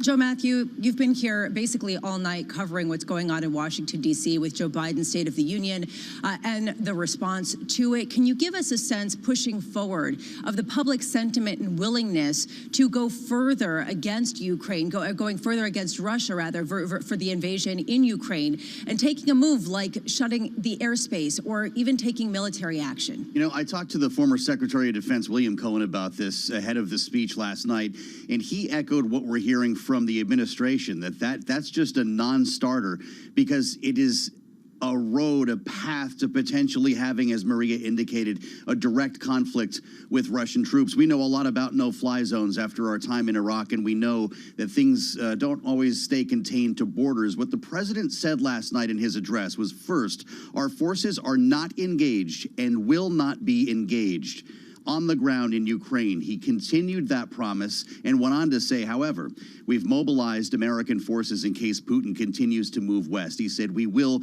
defend our NATO allies inch by inch, but no one is going into Ukraine and no one is flying over that airspace, not with an American flag on the jet. To the contrary, though, as we've been reporting, the European Union could be sending some MiG-29s, Russian fighter jets, to Ukraine. Those are the jets that their pilots are already trained to fly, and we could give them a bit of help with that. Meanwhile, you've got the UK Prime Minister and Zelensky, the Prime Minister of Ukraine, agreeing on the need for further sanctions. Maria, are sanctions working? Well, we see the pain, and we've seen that, of course, Russian stocks are not trading. We've seen what it's doing to the currency, and we've seen that there is already a conversation about the oligarchs and what can they do next. But when you speak to the Ukrainian people, they tell you that was good for this week, but we have to plan for next week. And at one point, we need to have a conversation about energy. What do we do with those payments that are still flowing to Russia? And this is going to be a conversation today when European finance ministers meet, especially if we see that the attacks from Russia continue to be brutal, indiscriminate, like we saw yesterday. There's going to be a real conversation about how to step it up, particularly if we see Ukrainians fleeing the country, but also images like yesterday where this is completely brutal for the civil population. This has nothing to do with military targets. Maria, thank you very much. Rated out of Brussels. Joe Matthew here in New York. Do not miss Joe on Sound On Bloomberg Radio weekdays at 5 p.m. Eastern. Looking forward to that a little bit later. So much to discuss. Tom, this from the central bank, the Russian central bank. Some people aren't going to get paid here. This line at the moment, issuers have the right to make decisions on the payment of dividends and the making of other payments on securities and transfer them to the accounting system. Okay, wait for this line. However, the payments themselves will not be made by depositories and registrars to foreign clients. That's the situation at the moment for local bonds, Tom. We look at that within the big and larger Bloomberg world, but John, we also have to look at it over the borders. I was taken that refugees have moved from 500,000. I saw one statistic and guess of 667,000. And the major conduit is to go west of Lviv. I think it's 50 miles to Medyka, Poland. And on the border there, it's a different story than a lot of fancy finance and sanctions. We're going to turn to Aggie Cantrell, Tom, in Poland on the Ukrainian border a little bit later in this program. Looking forward to that, Lisa. It's a tense time for humanity and for the people of Ukraine in a major way. And what more can be done? And I go to the question, are sanctions working? Are cutting off Russia from the financial system really working when they're basically leaning into it with exactly what you're saying? They're basically not paying coupon payments on their debt. They are removing themselves from financial order at a time of great uncertainty. Joining us now, I'm pleased to say, is Aggie Cantrell. Aggie, walk us through what you're seeing on the ground. Hi, John. So yeah, here on the ground in Medyka, we're still seeing a lot of people crossing over the border. We have seen the waiting times for cars drop significantly as cars are trying to pass over the border. We've seen waiting times drop since the last couple of days, but we're also seeing a lot of people coming over on foot. And it's a priority for the Polish and the Ukrainian side to open up new border crossings to also allow for further people to come through and to make sure that in these elements, it's below freezing here so that people can get through safely. Right now, Aggie, as we look at some of the situation on the ground, as we look at the people streaming over the border, what are people hoping for? Are people realizing that the end game without some more intervention is going to be brutal? And are people basically girding for that? I think people are. It's quite clear that with the fighting that's intensifying, the targeting of civilian targets, people are starting to really realize that this is something that's going to affect the country in the long term. And that's very clear in what the European Commission is thinking about now, where they're looking at potentially having permanent residencies for the next year for people coming over so that they can enter the European labor market and education, so that people can be able to start a new life, even if it is only a temporary measure. This is something that's going to continue a lot longer than they were originally expecting. Aggie, there were heartbreaking images on Twitter last night, on social media more broadly, of a lot of people in Ukraine trying to get on the last trains out to try to exit with children, with their pets, with older individuals. How much has transportation been stymied? Does it continue even to this day? It's very clear that a lot of people are really trying to get over through with their own passenger cars. That's where the waiting times really are, that a lot of people are sort of taking things into their own hands and are driving to the border themselves. And what they're trying to do is try and mitigate these flows of people to make sure that they're all going to different places. This isn't just a question of people entering Poland. They're also going to Hungary, Slovakia, Romania, and this is a cross-European effort to try and get people out in an easy and quick way. Aggie, how long does this take? I mean, what is the traipse from Kyiv or any other city in eastern Ukraine to where you are? How long does it actually take? It's good. It takes. The problem is, Tom, is that at the moment it's difficult to say the amount of time that it would take. Usually this drive wouldn't be that significant, but at the moment, with all the concerns around security for people within Ukraine, this can take days at a time. I spoke to a woman from Cameroon earlier whose brother was in Kharkiv when all of this broke out, and he's still trying to cross the border. He's still on the other side, and she's been waiting for him for days now. And that is the case for a lot of people. It's not such a question of the easy ways to get over the border once they're here. It's also a question of crossing Ukraine itself and the safety for people as they're doing so. Aggie, on the border, Aggie, thank you. What a heartbreaking story at the moment. Aggie Cantrell of Bloomberg. Your equity market looks like this morning, and good morning to you. Futures are positive 0.6% on the S&P, on the Nasdaq up 0.7%. The move in crude gets everybody's attention. 108.26 on WTI, through 110 earlier this morning on Brent, right now up by 4 or 5 percentage points. Lisa, this story from the team here at Bloomberg, that yesterday, Trafigura, oil trading giant, offered to sell a cargo of a grade of Russian crude at a discount of $18.60 a barrel, less than the international benchmark. The deepest discount ever, no bids. The deepest discount ever, no bids. that says everything you need to know. Would there have been bids 3 days ago, 4 days ago? Maybe. I mean, we saw those gas imports from Russia and Ukraine actually increase in Europe. Now this has become toxic, and you see it with not only from the oil majors, but also refiners, also shippers. To your point, nobody wants to touch it, which raises a question. If sanctions are already de facto imposed, how do you then respond on an official basis? Joining us now on the commodity story of the moment and what it means for global markets, Eric Friedman, Chief Investment Officer at the US Bank Asset Management. Eric, let's just start with the commodity shock, and can we call it that, a commodity shock? We can, Jonathan. I think for your reporting, it's it's a lagged impact, and what I mean by that is those day rates you're talking about, whether it's letters of credit, whether it's shippers that are willing or not willing to take on crude stocks right now. These are multi-month contracts. These aren't 1 day or 2 day engagements. So if you look at the impact here, and as we think about this for our portfolios, this could go on for some time. I mean, energy, whether you look at natural gas or oil, is clearly overbought here, but it can remain overbought for weeks. So that's putting a stress not just on, obviously, prices at the pump, but also on portfolios. So something we're very dialed into right now. Eric, help our equity listeners and viewers with how they should interpret the spread compression of the last 48 hours, whether it's a vanilla 210 spread coming down to new flatness, or it's a stunning second derivative of the 10-year real yield. Translate that into ownership of equities. I think, Tom, if you look at, and for folks that haven't seen it, look at Lisa's tweet from a couple hours ago or an hour ago. I didn't pay him. Flattening, exactly, shameless plug there, Lisa. But that flattening has been significant, and it has been very quick. And that's something that both in terms of real yields as well as spreads, the safety trade, the perceived safety trade has been, let's go to value. Of course, a big component of value, I have to be careful about how much I talk about it because I work for a bank, but has been financials. And that trade really does not work particularly well on a global scale when you have that level of flattening as well as the abruptness at which that flattening has occurred. So we do think from an ownership perspective, you have to be even more selective than just saying, I want to own value. So our viewpoint has been utilities, things like consumer staples that are a little lofty in PE terms, but offer some differentiated cash flows. Those are probably more attractive than just owning outright value in this environment. Eric, you know, we talk about the flattening yield curve and these technicals, but the broader picture really speaks to this oil shock that we started the conversation on, the fear of stagflation, the fear that all of a sudden this is something that the U.S. economy, and even more so the European economy, cannot withstand and maintain momentum.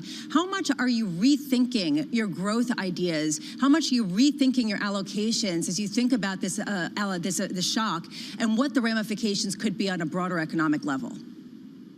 Lisa, I think the biggest factor that we're focused on right now is just the potential for a deeper growth slowdown in Q2 and in Q3 in particular. We had anticipated more of a garden variety, almost a base effect driven slowdown that could become something deeper than that. And some of that is because of oil, but also, and per your reporting earlier in the last couple of days, has been currencies. And in particular with Europe, you look at the sharp depreciation of the euro versus the dollar, that's an added tax, that's an added headwind. So as we think about that, we've been, again, we took profits earlier in the year on an underweight Europe, overweight US opportunity. And so we're rethinking if that is something we want to revisit.